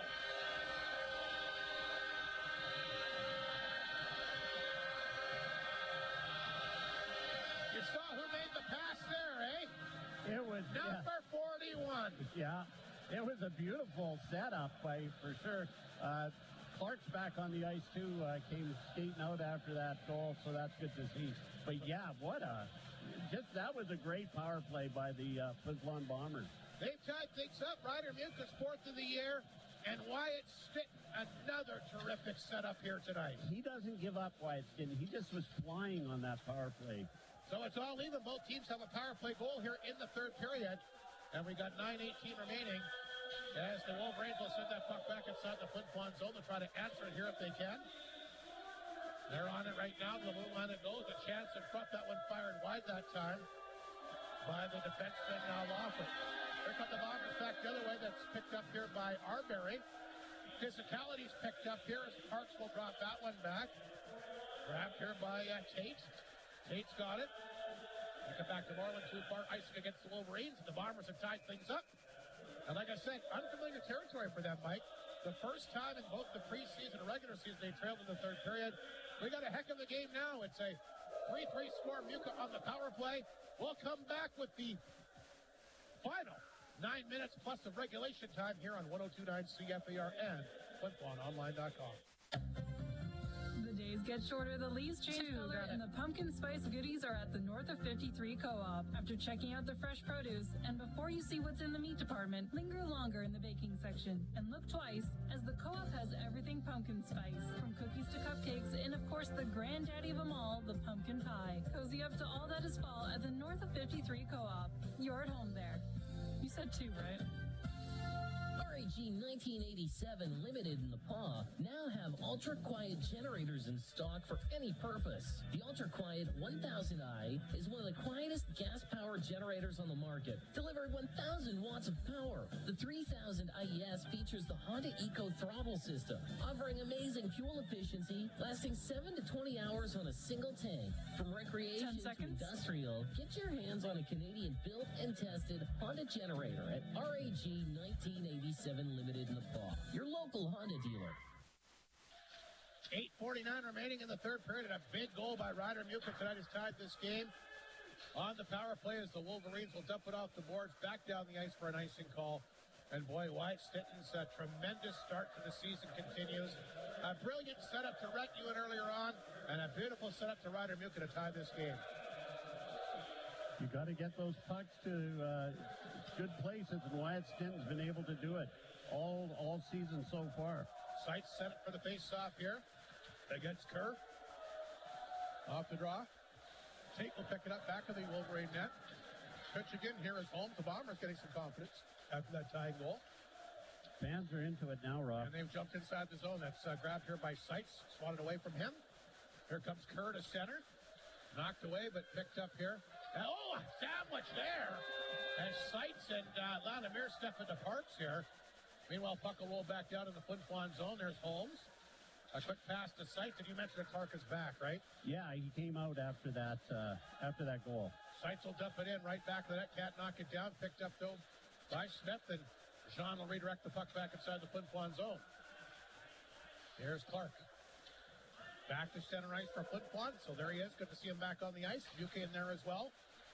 4th of the year, like we said, has tied things up here, but he can't hang on to that one. Here's a drop pass. Nuka tried to intercept it, gets a beat on it. They'll throw it deep inside Warman territory. Walk again. Chance missed you out front. Ewan can't see it. Miscue gets it back, a chance. Blocked in front of the net. And picked up here by Yeeman. Can't clear it out, though. Smith finally gets it out, taps it back to center. Grabbed by Miscue. He's across the line. He'll rip that one on target. Save made by Wright. Here's Miscue. Bombers keep the puck in deep and keep the pressure going. Lohendorf. He'll pick it up.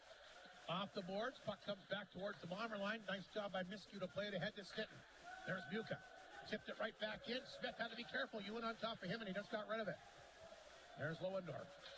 Knocked away from him again. Ewan with the steal. He ripped it over top of the net. Puck was kind of up on the edge. He couldn't get a clean shot away. We're almost seeing an exact opposite of what we saw last night, but the Wolverines are going to get a chance here.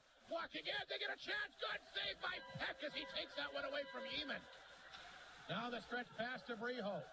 Back across the line, back up front. Save made right, big rebound. Flin Flon trying to jump on that. Delisle. Can't keep it in, or yes, he can. Picked up back of the net that time by Corbs. He and Arbery try to tie each other up. Puck is bouncing inside the Wolverine zone, grabbed by Arbery. Always backhander intercepted here by Kennedy, who throws a nice cross check just below us here on Yakubchuk. But earlier in the game, they might have called a penalty there. Here's Kennedy. Back to center ice. Ulmer will intercept that. He'll flip it back inside the Wolverine zone. Puck comes right back in front of the net. Curbs there to grab it. Curbs will skate with it to center. Flipped it back inside the Flin Flon zone. On target. Save made here by Peck. Bombers quickly jump up the other way, though. Donovan. The pass to Fashon. Fashon up the middle. Fashon a chance. Save made by Wright. Rebound picked up by Donovan. In the corner for Ulmer. Picked up along the boards that time by Skopik. To the blue line to hold the shot right on target. Right shot. And he'll make the save and hang on. 5:36 to play. What I was going to mention, almost an opposite we saw last night. I thought the Bombers really held on tonight. They're really bringing the Thunder and Warman kind of sitting back a little bit. Exactly. You couldn't say it better, Rob. It's exact opposite. We saw Beauchamp do what Beauchamp does best there. Just move that puck up the ice. He's so fast. 5:36 remaining off the face-off. Buka's shot gets blocked. Clark holds it inside the Wolverine zone. Pass out front to Buka. Weak shot on target. And Wright will make the save. Maybe a bit of an early whistle there, but again, referee, you got to remember his angle. When he loses the side of the puck, he's got to blow it down. Yeah. Shots are 10-5 Flin Flon here in the third period. 35-22 in the game. Rhett Ewan not happy with that call. Well, they'll get a face-off once again deep inside the Warman zone. 5:29 remaining. And a big face-off inside the Wolverine zone to the right of the netminder. Griffith Wright. Stitton. Off the draw. Has Ewan, but he has stick tied up. Now he chopped at it. Ryder Muka in there. Big body check in the corner here with Lohendorf. Muka comes away with it. Ryder Muka back of the net. He's got the tying goal. Back to Clark. Weak shot out front. Where's the puck? And redirected off Ewan. Everybody lost sight of it, including Griffin Wright, the goaltender. Including you and I. Yeah. Ewan did get a piece of it, and over top of the glass it goes. They'll blow it down with 5:12 to go. Both teams going to make changes here. And exciting finish in score here at the Whitney Forum tonight. Excellent. Great crowd here, too. Yeah, very good. And loud. They've come to life in this third period, Rob. Seitz gets waved out of the face-off circle. Lalimier will go in to take the draw against Kerr. Off the face-off. Neil Seitz will jump on it. Martin shake it up off the face-off, but Seitz took a good hit in the corner as well. It's the Wolverines that have the puck, and they'll set it up the right side for Kerr out of his reach. That'll be an icing call. And Flin Flon will get a break with the face-off coming back inside the Warman zone with 4:58 remaining in the third period. Really good period by the Bombers, like we say. I noticed that Coach Pilkington is a lot more vocal tonight than he was last night. A little more engaged, it seems. Why? Teams played a heck of a game here tonight. Yep. And I mean, let's face it, they want that first road win as soon as they can get it. A lot of hockey left this season. They got a couple wins early. Oh, boy. Marlet's going to take a bad penalty here as he cross-checked Martin. I don't know. I'll tell you what, he's not happy about that. Brett Picklington let the referee know his thoughts on that. I think... they're saying he took a bit of a dive there. I is think what they're indicating. I don't know if it was a dive, but it wasn't that hard of a shot. So if you're ref and Mike, do you make that call? No, I don't. There you go. Fair enough. No, I don't. Bombers 1 for 3. Jamie Smalley, our Pepsi Power Play contestant this time, gets his products at Walmart. We'll see if the Bombers can make the play. Brett Picklington not happy, calls the referee over. So here's a question for you. On a bit of a shaky call like that, does Warman maybe get a late power play now? That's hockey. It may happen. Pilkington calling the assistant coach off, telling him to be quiet so he can talk to the ref. Here's Stitton along the boards. We'll see if the Bombers can retake the lead here on a late power play chance. Wolverines have the puck. Lohendorf will get a hold of it. He'll send it down the ice, and Fashon will race after it. He played that one ahead. Here comes Ryder Muka. A power play goal already tonight. Muka up the right side will send this one inside. The Wolverines zone, Stitton in the corner as well. Delisle tried to come back the blue line and hit a leg, and it'll come out. And Muka back inside his own zone. A minute and a half to go in the power play. 4:14 remaining in this third period. All even at 3. Here's the pass to Stitton. Quickly gets rid of it. Muka's got it. Along the wall. Got bumped that time by Dundas. Bombers get it in deep. I've not been able to set up inside the Wolverine zone so far. And I'm not sure the Wolverine bench is yelling about something in that corner. Puck is still free there. Grabbed by Delisle. Around the boards to Stitton. Stitton's got it. Swings that pass back to Muka. Muka's got it. Left it there along the boards. Nice job by Dundas to get it back down in Flin Flon territory. The Bombers not being able to set up at all. 40 seconds remaining in their power play. Time running out on them. At least on this power play chance, as they're forced back deep, and Holmes having all kinds of problems here. As Fox takes it away from him, he needs some assistance, and Lalimier will pick it up, and he'll skate with it. Lalimier streak in the center. Dumps the puck inside the Wolverine zone. 20 seconds to go in the power play. We got a broken stick out there. Holmes will hold it in. One-timer! Not much on that one by Arbery. With a great opportunity. Bombers working back out front. Arbery can't knock that one down. And down the ice it goes. And 8 seconds to go in the power play. Under 3 minutes remaining in this third period. Here's Holmes. The quick pass to Arbery. Nope, he can't pick that one up. But he throws a good hit, though. Steps into Sarna. Lalimier lost the handle. Boy, great penalty kill there by the Wolverines. That was sensational. I'll tell you what, they were really aggressive, and Flin Flon, not a single shot, couldn't even get the puck in deep in Warman territory. That's the way Warman's been tonight. Very aggressive. They called offside on that, and it wasn't offside. Great penalty kill by the Wolverines. We're back to 5 aside. 2:40 remaining in the third period. A 3-3 game. Maybe not as much urgency from the Bombers on that power play when they were trailing. But at the same token, you've also got to give Warman credit for the way that they played. Absolutely. And I really like, as I've mentioned a number of times, Warman's tenacity.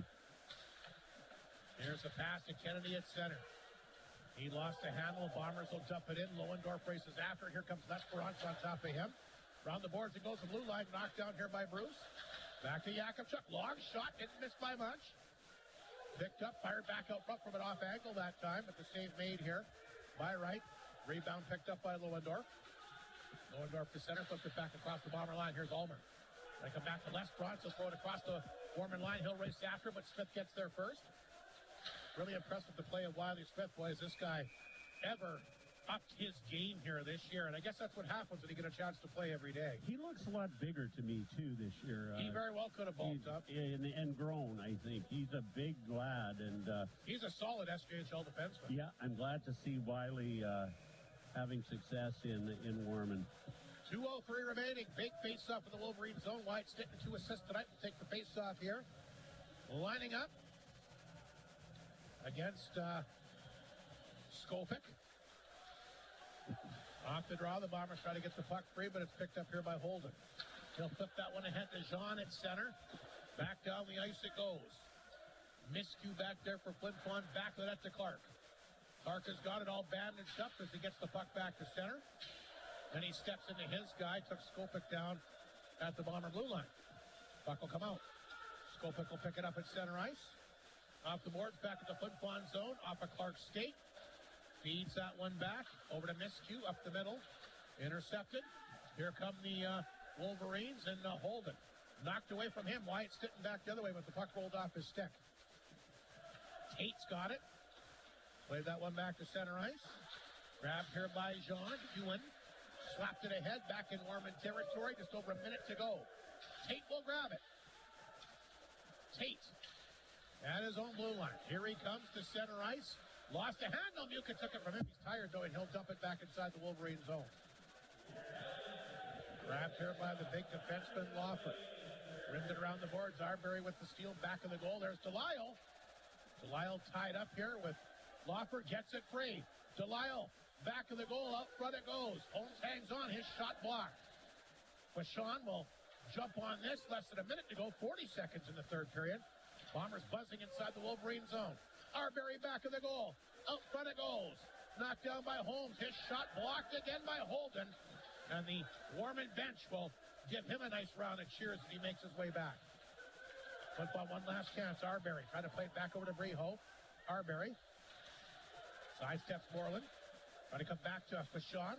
Knocked away by Kerr, but Fashon will hold it in. 13 seconds remaining. Smith back of the Warman net. Sent that pass to Lohendorf, back to center ice, knocked down by Yakimchuk. Left to hurry, just 5 seconds to go. Yakimchuk, a chance, shoots, oh, he fired it wide in the dying seconds.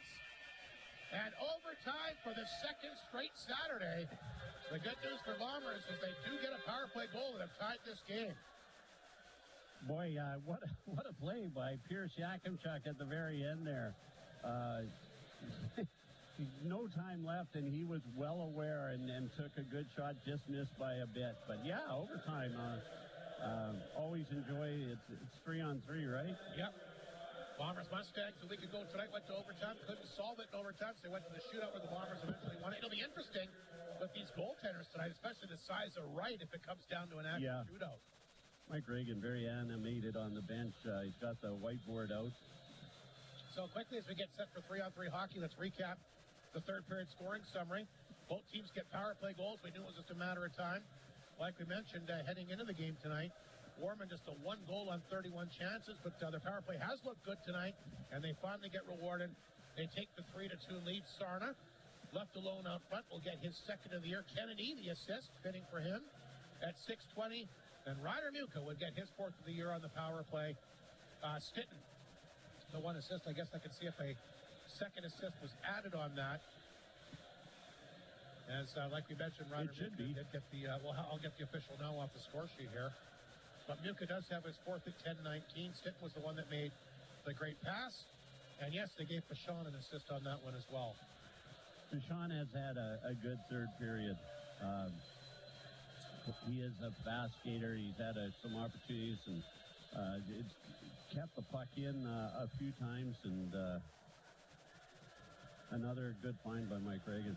By the way, they've also given Moreland a second assist on the Sarna power play goal. Shots in the third period were 11-5 Flin Flon, so through regulation, 36 for the Bombers, 22. They got a Battle for Stars logo up on the screen here. I don't think that's who they're playing, but anyway. There it is. There you go. Anyway, 36-22 is the shots. Through 3 periods tonight, the Bombers again out shooting the Wolverines 11-5. And we get set for overtime. It's going to be Arbery, Stitton, and Fashon. Lohendorf, Kerr, and Smith for the Wolverines. Kind of surprised we don't see Mr. Kennedy up there. If you're Warman here, you got to go for this, right? I mean, you really got You got a point. But you want to go for that elusive first road when I expect them to come hard. This should be a very interesting overtime period. We're just underway. Smith, the former Bomber, makes a move, and he's going to quickly get it back to center. He's thinking about getting this overtime winner himself as he'll bring the puck in against his former club. Crashing hard here with Fashon. Arbery can't pick it up. Fashon goes back to get it, and the Bomber fans coming to life here in the overtime period. Here's Fashon. Center ice, nothing doing, and Warman sets up perfectly and forces Fashon back into his own blue line. Here's the pass to Stitton. He's across the line. Throws it out front. Arbery can't get there. Held up that time by Lohendorf. Fashon with the steal. Walks in, shoots. Big save by Wright. Bombers come close.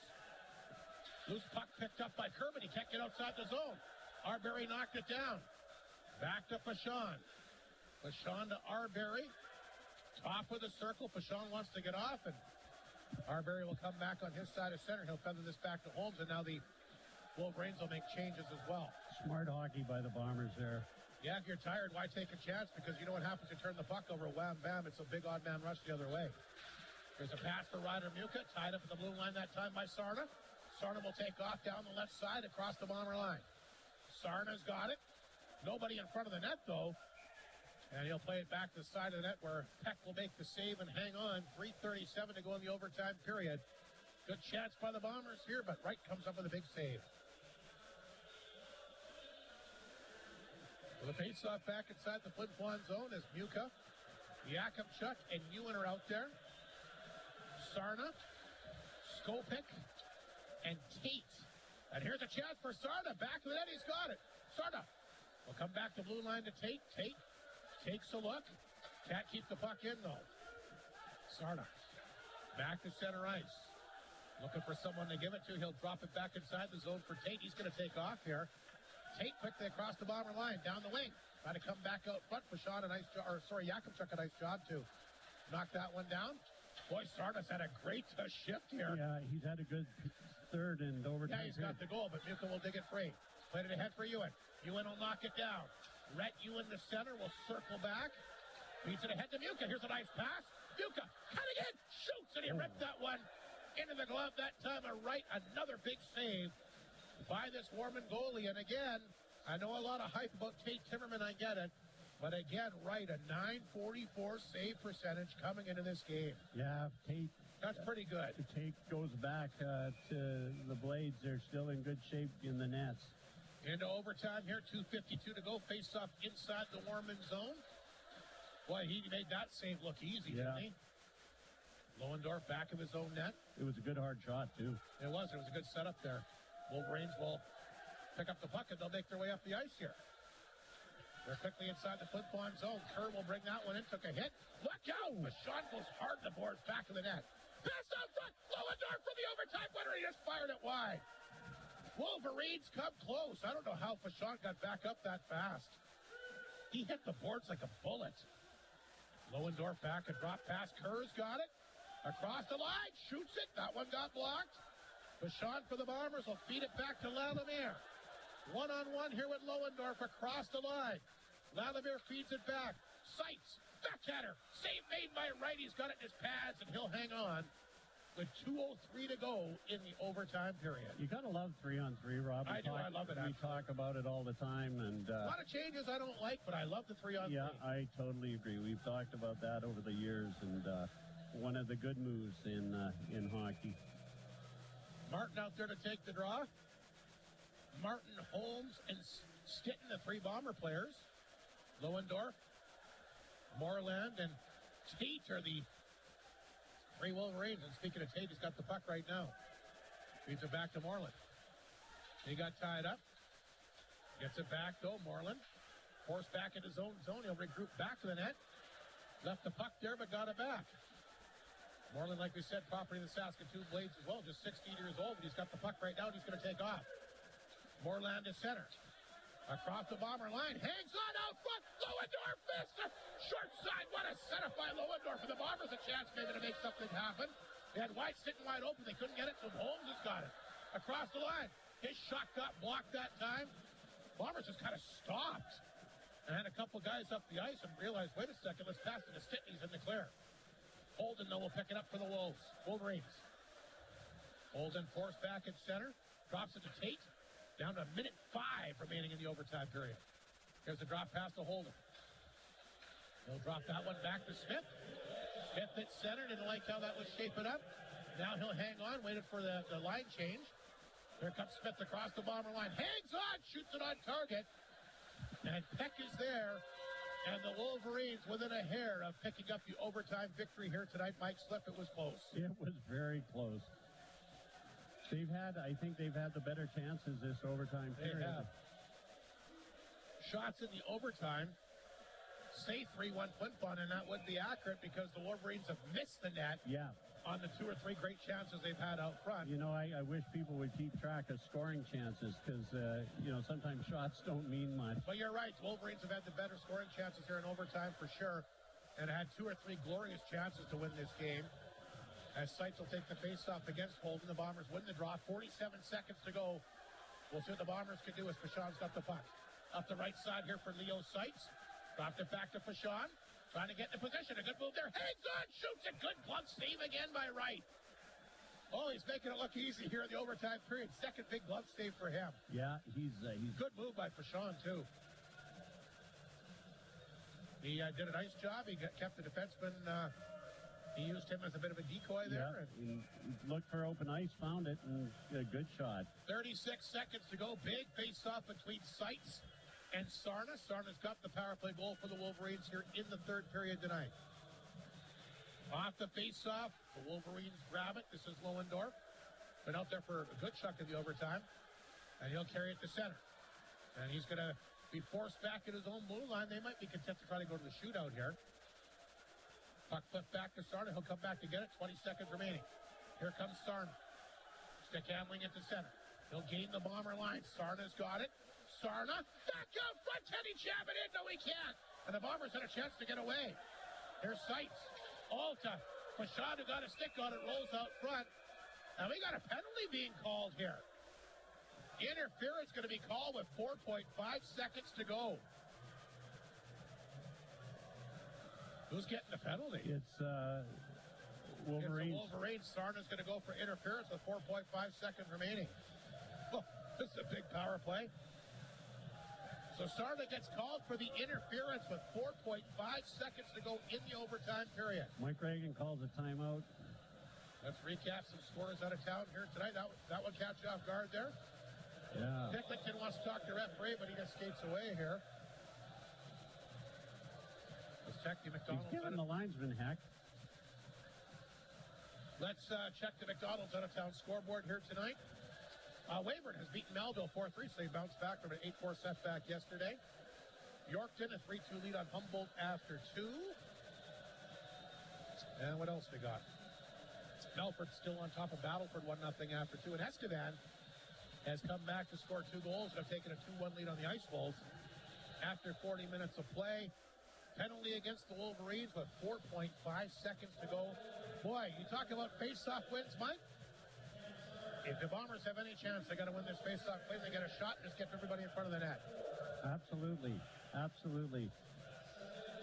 The good news is for Warman, I guess he just got to collapse on the face-off. I've been told that because who's in the penalty box, Rob? Sarna. Sarna can't shoot in the shootout. Oh, that would be a factor then, wouldn't it? Yeah, our good friend Adam Ricard, who... We'll see if that's accurate, because I'm trying to think, in the past I thought it got... that's interesting. We'll yeah, see. Delisle will take the face-off here, though, as he lines up against the Wolverines Skopic. Huge face-off inside the Wolverine zone with 5 point... Well, they put an extra second up there, too, so there's 5.5 seconds. Off the draw, the Wolverines win the face-off. And they hang on to the puck here, and we're going to go to a shootout. So a great job by the Wolverines to win that late draw. And it's going to be shootout time for the second straight Saturday here at the Whitney Forum. Be really interesting to see how the Bombers go at right to big netminder, who looked very confident in that third period. Yeah, I'm being told, Rob, that a player who gets a penalty with time still on the clock, the end of a game, end of an overtime, can't. Well, he's not in the penalty box anymore. He's made his way back to the bench. Yeah, that might be the case, but he's not allowed to shoot in the shootout, according to our source, who is Mr. Adam Ricard. Well, we'll find out what happens here tonight. I wonder if Brett Picklington knows that. Anyway, we're going to get ready for the shootout here. The Wolverines trying to pick up their first ever road victory. Had a couple of really, actually, I think they had 3 outstanding chances in that overtime period. Well, Rob, you and I love the overtime. I really dislike shootouts. Well, I feel bad for the goalies. It's. And look who's going to be the first shooter here for the Wolverines. Kennedy, 2 goals and an assist here tonight. It's. Kevin Peck's been through it before, though, as he was able to outduel Kabelka on the Melford Mustangs last Saturday. We'll see what he can do tonight. It all of a sudden becomes a skills competition, which should be done at all-star games. So Kennedy's going to be the first shooter here tonight. And he'll pick up the puck at center ice, and he'll come in. Like we said, he's had the hot hand. Kennedy makes the way to the middle there, shoots it. Good glove save that time by Peck. Well, that's a good save for him to start things off. Wyatt Stitton, who had the big shootout goal last Saturday, will shoot right off the hop for Mike Reagan here tonight. And we'll see what he can do against the big goaltender right. So Stitton will pick it up, 2 assists in the hockey game. He comes down the right side. Stitton dangling, shoots it. Big save again. Boy, right, I don't know if I want to shoot on this guy's glove hand. No. Nice opportunity that time from Stitton, though, who did score glove hand on Kabelka, by the way, last Saturday. I don't think Coach Pilkington can watch. So here we go with Moreland, the 16-year-old sensation. Wow. He'll pick it up at center. He had a good chance to win it in the overtime period. He'll take his time. Left-hand side, here he comes. Moreland, a good move. Oh, Peck will stop that. He had the nice toe drag there and looked like he waited perfectly. But Peck a big stop, and Ryder Muka, who's got the tying goal here on the power play, he'll be the next shooter here for Flin Flon. And Muka will pick it up, and it comes straight up the middle here. No, he'll dodge off to the right side as well. Muka hangs on, stops, shoots. Oh, he had that top hand corner label, but he fired it over top of the net. You notice how deep in the net that right sits, eh? Yeah, absolutely. He just missed that top corner. So here we go with Kerr. He'll be the third shooter here for the Wolverines. Kerr's got it. He'll bring it in. Kerr hangs on, shoots a good save again by Peck. Every Waylay player has shot and has got deep. Yeah, no, that's both right. Bomber guys have shot too. Yeah. So Leo Seitz is going to get a chance here to try and win this for the Bombers. And here comes Mr. Seitz. Seitz to center. He'll take a look. Leo Seitz hangs on. Backhander. Can he get it to go? No, he can't. He tried to deke that time. And Wright gets the right pad down. And he's been an absolute rock in between those pipes. So here we go with Parks for the Wolverines. Parks will hang on, walks it. Parks a good move. Can he slide it in? No, he can't. Great save again. Boy, both these goaltenders have just been absolutely red hot here. I was just going to say, what a display by the goalies. Reed Arbery will get a chance now to try and win it here for Flin Flon. Here comes Arbery. Reed Arbery this time down the left side. Arbery cuts in, shoots it, he scores! That's a shootout win! And the Bombers will break the hearts of the Wolverines tonight, who played a tremendous hockey game here at the Whitney Forum.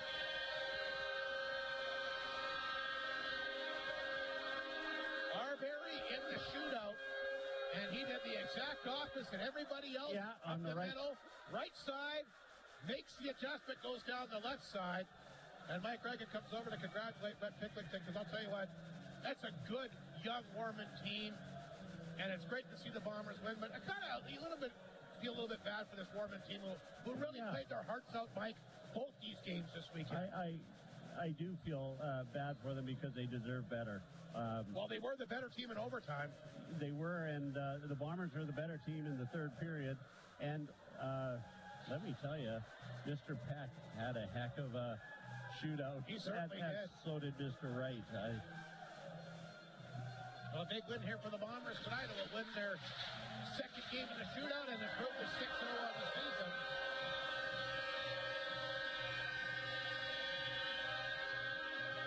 And Reed Arbery comes over and gives Peck the lucky moose leg. But I'll tell you what, Mike, that's a really important 2 points again with those 8 road games coming up here for the remainder of October. Yeah, I'm not sure... if Coach Reagan's going to be totally satisfied with that game, but you got to be satisfied with a win. So just looking. We'll take a break. We're going to let you get here too tonight. We'll get to the final scoring summary, all our post-game show awards, and of course our Great North post-game report as well. Big win for the Bombers, though. Reed Arbery, the shootout hero here tonight on 102.9 CFAR and FlinFlonOnline.com. Life is sweet with all the beautiful colors of autumn. And Maytag. Okay, for the rest of the game, there's 8 after this one. Do you want me to get rid of the promos I have lined up? Buy any 2 qualifying Whirlpool or Maytag kitchen appliances and get an extra 3 of the commercials off. But that's not all. Upgrade to 3 or more appliances and you'll save an additional $300. That's hundreds of dollars in savings on top of already great deals. Time is running out. Shop Maytag at Creighton Furniture and Appliance Center today. Bailey Homes has 15 years of experience in the North, specializing in RTM homes and foundations, and are also proud supporters of our community. They are so thankful to Flin Flon and the surrounding areas for supporting them for all these years. They're always willing to chat with a potential customer to help Bailey Homes show what they can do for our community. Visit bailey-homes.ca to find out how they can help you build the home you are looking for. Attention! While you smile Island Private. It's something funny to you? Sir, no, sir. I just had Jack Link's beef jerky, sir. Jack Link's beef jerky? Sir, yes, sir. 100% beef, 100% delicious, sir. Most convenient and delicious source of protein 10 around? seconds. Sir, yes, sir. Did you save any for me? Sir, no, sir. Gosh darn it, drop down and give me 20. Arctic Beverages, proud supplier of Jack Link's beef jerky. And welcome back to Whitney Forum here tonight. Bombers take this one in a shootout by a score of 4-3 and improve to 6-0 on the season. But I'll tell you what, it wasn't easy. As we recap the final scoring summary here tonight. Again, Rhett Ewan gets the Bombers on the board, his third of the year. The only goal of the opening period, once again, that came at the 13-12 mark with Stitton and Clark the assists. The Wolverines would tie things up. Kennedy, a great weekend. He gets his second from Sarna to tie things up at 2:35. Bombers retake the lead as Delisle will get his first ever SJHL goal, the recipient of a rebound. Not a lot of mistakes from Wright tonight. That might be one that he wants back, although it was a great chance by Lalamere in the first place. Delisle gets his first.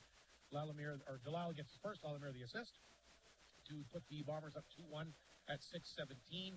Kennedy comes back again, though, as he gets a nice pass in front, unassisted. Lots of traffic. I don't think Peck saw it. Second of the night, third of the weekend for Kennedy to tie things up at 6:50. 2-2 after 2. We talked about the Wolverines. If they get another power play, could they capitalize? We knew they were due. They do. Sarnia off the post in tight, second of the year. Kennedy and Moreland the assist at 6:20. And Ryder Muka having himself a tremendous start to the year. He gets a power play goal to tie it. His fourth of the season. Stitton and Fashon, the assist on that one at 10:19. Couldn't solve it the rest of regulation. Both teams come up empty in overtime. And we come down to the shootout. Reed Arbery finally able to bury with both these goaltenders standing tall. And I was kind of wondering after we saw the first four shooters both ways with the way both goalies were playing, we might be here for a little while. But Reed Arbery, again, saw what was happening, changed things up. He went down the left side, came in on the other angle and able to score. Yeah. And the Bombers will pick up an important 2 points in a hard-fought shootout 4-3 victory tonight against a very determined and energetic Warman club who, well, if they thought they came up a little bit on the short end of the stick last night, probably feel that way tonight, especially with the way that they played in the overtime. Absolutely.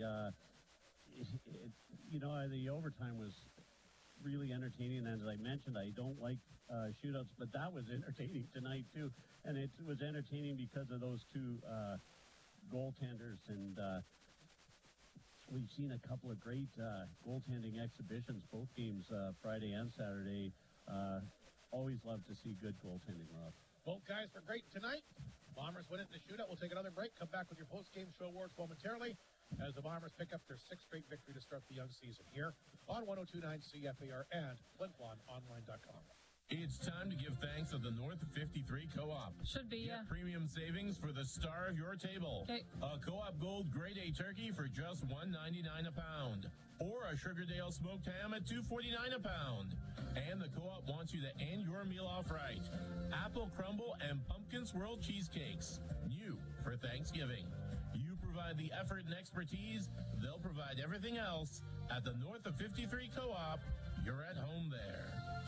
Hud Bay is proud to be a sponsor of this Bomber broadcast. From donations for bursaries, hockey schools, clubs, community events, charities, and so much more, Hud Bay has supported our community with dedication and generosity, contributing to events and organizations.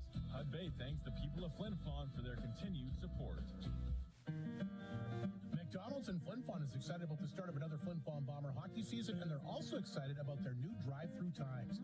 The McDonald's drive-through at the Walmart location is open Monday to Wednesday, 7 a.m. to midnight. There's only Thursday two and after Saturday, this one. 24 hours, and they're also open 7 a.m. to 6 p.m. on Sunday. Yeah, Stop by, enjoy all your ready. favorite menu items, including the Big Mac, Quarter Pounder, Chicken McNuggets, McChicken, delicious fries, and all your favorite breakfast items. And don't forget to check out 10 the McDonald's app or come to McDonald's to redeem the back-to-school coupons, all at your local McDonald's restaurant at the Walmart location in Flin Flon. And we're back here at the Whitney Forum. Mike Slip, all set to give us the post-game show awards, including the KFC three-star selection. It's really tough tonight. There was a lot of good players on both sides. Third star going to Cade Kennedy. 2 goals, 4 goals in the 2 games? No, 3 goals. 3 goals, still fantastic.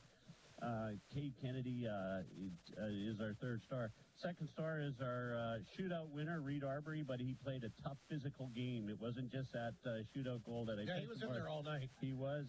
And for the second night in a row, Mr. Wyatt Stinton, who, you know, it's hard not to pick him because he's been playing so good. He 2 great passes for goals, and he's flying all over the ice. He just doesn't give in. He doesn't give up. Wyatt Stinton is our first star. There's a How lot. about that pass he made to Ewan at the beginning of the game? And, of course, the key pass to tap the game on Ryder Muka's goal, right? Without him, they don't win the game. Exactly. And I don't, for Warrior of the game, Rob, it could have been a bunch of guys, but I'm going with Devin Peck, who in that overtime in the shootout. And in overtime, too. Yeah, stood on his head, and he made some good saves.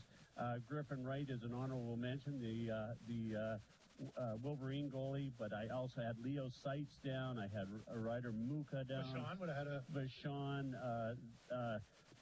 There was a bunch of them, and but those are them. Cade Kennedy third, Reed Arbery second, Wyatt Stinton our first star, and Devin Peck Warrior of the game. Sounds good to me. Bombers win it in a shootout 4-3, and like we said, pick up their 6th straight victory this year. Mike Reagan, we're hoping he comes up. I'm not going to wait around a long time here for him tonight as we got other things to get going here on the radio station. But all in all, I'll tell you, this Warman team, very impressed from what I saw from them.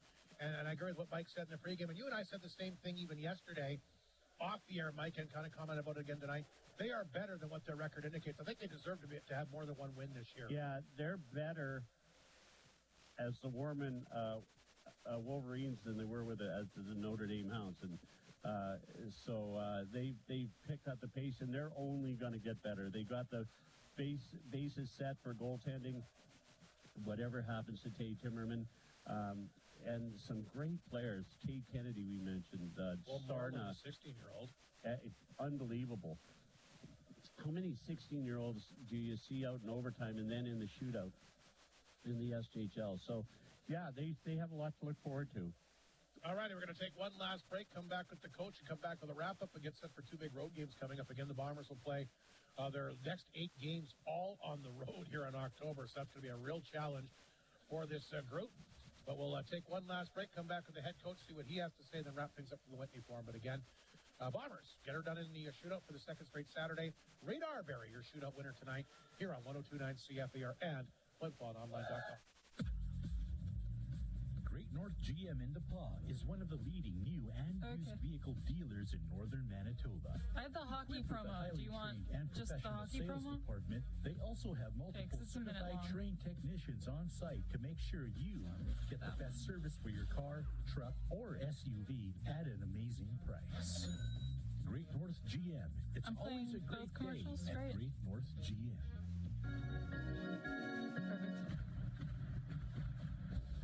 Choosing a hockey dream team. Are you forward thinking? Am I playing the extra after, or? David? Matthews? I don't know. Or do you have a different... No, not after these. For goalie, it's definitely got to be Bobrovsky. Yeah, that's what I meant. Maybe Hellebuck. Can I have both? In 102.9 CFAR's Hockey Draft, it's 1 player per category, 12 players in all, to make the dream team that outshines, outperforms, and outscores all the others. If they can escape the injury list. Oh, that's going to leave a mark. Choose your team. And when the regular season starts, you'll earn points for the chance to win the end-of-season grand prize. This year's Hockey Draft forms are available now at these sponsors. Eddie's Family Foods, Pharmasave, Chicken Shop, the Temple Gateway, and Jim's Custom Doors and Windows. Remember, 1 entry per person that must be submitted by October 7th at 4:30 p.m. No later, no exceptions. Hockey Draft 2025-2026. Only from your radio. 102.9 CFAR. The time for dilly-dallying is over. I know, right? The pickle menu is on at KFC, but only for a limited time. Stop what you're doing and go to KFC before it's too late. But I got to... You gotta try the KFC pickle sandwich with a triple breaded chicken fillet, now with crispy pickle slices, bread and butter pickles, and a sprinkle of dill pickle seasonings. It is over the top and packed with flavor. And only for a 10 limited seconds. time. So instead of dilly-dallying... Be dill pickling. Ha, I see what you did there. Not that good, but KFC. So good. Alrighty, here with the victorious head coach, Mike Reagan, joins us here on the Great North Post Game Report. Mike, and boy, nail biter Warman came at you really hard again tonight. Yeah, I thought that, we were good at times, we were bad at times, we were kind of all over the map, but that's kind of the story of the weekend a little bit, I thought we had our good moments. I like the fact that, that we haven't faced a lot of adversity, in the regular or the exhibition and regular season, and we found ourselves down in the third period and we scored a big power play goal. Like, those moments are important for building the team and building that character and that culture and that winning attitude. And, I thought that we did a good job of pressing when we needed to. We found ourselves down and then we found a way to win the game, and that's what good teams do. It's not always going to be pretty. We can't always, put up 7-8 goals and give up one. This is going to happen, and I think that it's good for us. It was a big 2 points with us heading out on the road. Well, I'll just reiterate what I said in the pregame tonight. Same thing as last night's game. Anytime you need to score a big goal, you did. I mean, give Warman credit. They took the 3-2 lead. They finally jumped in on a power play goal. You answered a nice wide stint, and again, another terrific game. Beautiful feed to Ryder Muka. So very similar to last night's game. When you needed a big goal, you were able to get it. Yeah, and that's what I mean, Hardy, is like we've been in situations where we've been up 2 or 3 goals, going into the third period, and you don't find out what you're made of unless you're put in these situations. And our guys rose to the occasion. Last night I was disappointed with our third. Tonight I thought that we did a good job of finding a way to tie up the game and then getting the job done in the shootout. So yeah, huge for us. Reed Arbery doesn't play last night, plays tonight, gets the shootout winner. How about this too, Mike, for tonight's game? I mean, we mentioned, of course, how you came on in the third period and the overtime as well. But for the first time this year, trailing in the third period, you're kind of wondering how you got that. The entire preseason regular season, you have not trailed the game in the third period. Yeah, that's what I was alluding to earlier. Is just that we haven't been in this position at all, and so for us, I think that this is really good, and you're going to be faced with all different types of situations throughout the season, and you got to lean back on your experience. And tonight's a positive experience for us in the fact that we found a way to get the job done. And let's face it, Mike, an important 2 points with your next 8 games on the road. Yeah, again, I think that this was, I don't want to say a must win or anything like that. We're sitting at 5-0 and that sort of thing, but it takes a little bit of pressure off us heading out on the road. Like, although I told the guys that I don't like saying that because then they, don't feel that urgency. But we're excited about the challenge to go on the road here, and we got the next 8 games on the road, and hopefully we can come home at least 6-2.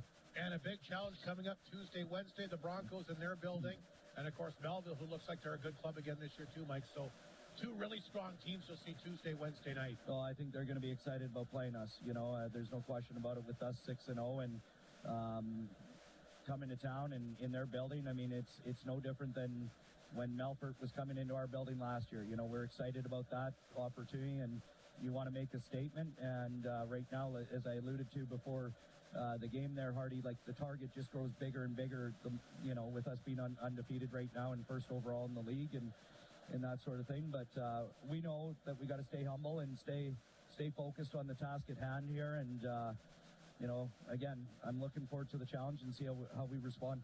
Nice bounce back game for Bruce here tonight. Yeah, Bruce, he was good. He's big, he's solid. He ties up guys really well, and you can see that he's got that experience and why he was able to play in the OHL, and happy for him to get back in here, and happy that his body held up or felt good, and Yak and him on the back end is a pretty intimidating D-core to go up against. So I like that pairing. We'll see how they can grow and develop some chemistry, and good sign for us so far with Brucey. Sounds good, Mike. Congratulations on the 4 points, and of course look forward to the road trip coming up on Tuesday and Wednesday. Thanks, Artie. Mike Reagan, the head coach here of the Bombers, once again, his team winning in the shootout by a score of 4-3. Quickly, before we wrap things up, let's take a look at the McDonald's out-of-town scoreboard in the SJHL. Weyburn has bounced back, a big win against Melville tonight, 4-3. We got Yorkton, a big lead on Humboldt, 3-2 now in the third. Melfort continues to lead the Stars, 1-0 in the third, and LaRange has taken a 3-2 lead on Estevan with just under 14 minutes remaining, still looking for that elusive first victory of the year. So we'll see if the Ice Wolves can hang on and pick up that big victory here against the Bruins here tonight. That's going to do it for our broadcast here at the Whitney Forum. I want to thank Mike Reagan as well as Brett Picklington for their comments before and after the game. Our Creighton Pizza player profile, of course. Great to catch up with Nathan Lalamere joining us in the opening intermission. Tate Timmerman, the outstanding 18-year-old goaltender for the Warman Wolverines, our guest in the second intermission, of course, Ray back at the studio. And Mike Slip, color commentator tonight, as the Bombers go to a perfect 6-0 with a shootout victory. And again, 8 straight games on the road. Elgar Peterson Arena Tuesday. I think they call it, what is it, CN Place or something now in Melville? They've changed the name of the stadium there. I'm not sure. Used to be the Horizon Credit Union Center. Now it's CN something anyway. Both games, of course, next Tuesday, Wednesday, both broadcast here on 102.9 CFA or FlinFlonOnline.com. It'll be an 8:30 start time from Humboldt, Manitoba time on Tuesday, 8 o'clock from Melville on Wednesday. And, of course, both games, like we said, here on 102.9 CFA or FlinFlonOnline.com. Any parting comments? We'll see you next month. Sounds good. Good night from the Whitney Forum. 102.9 CFA.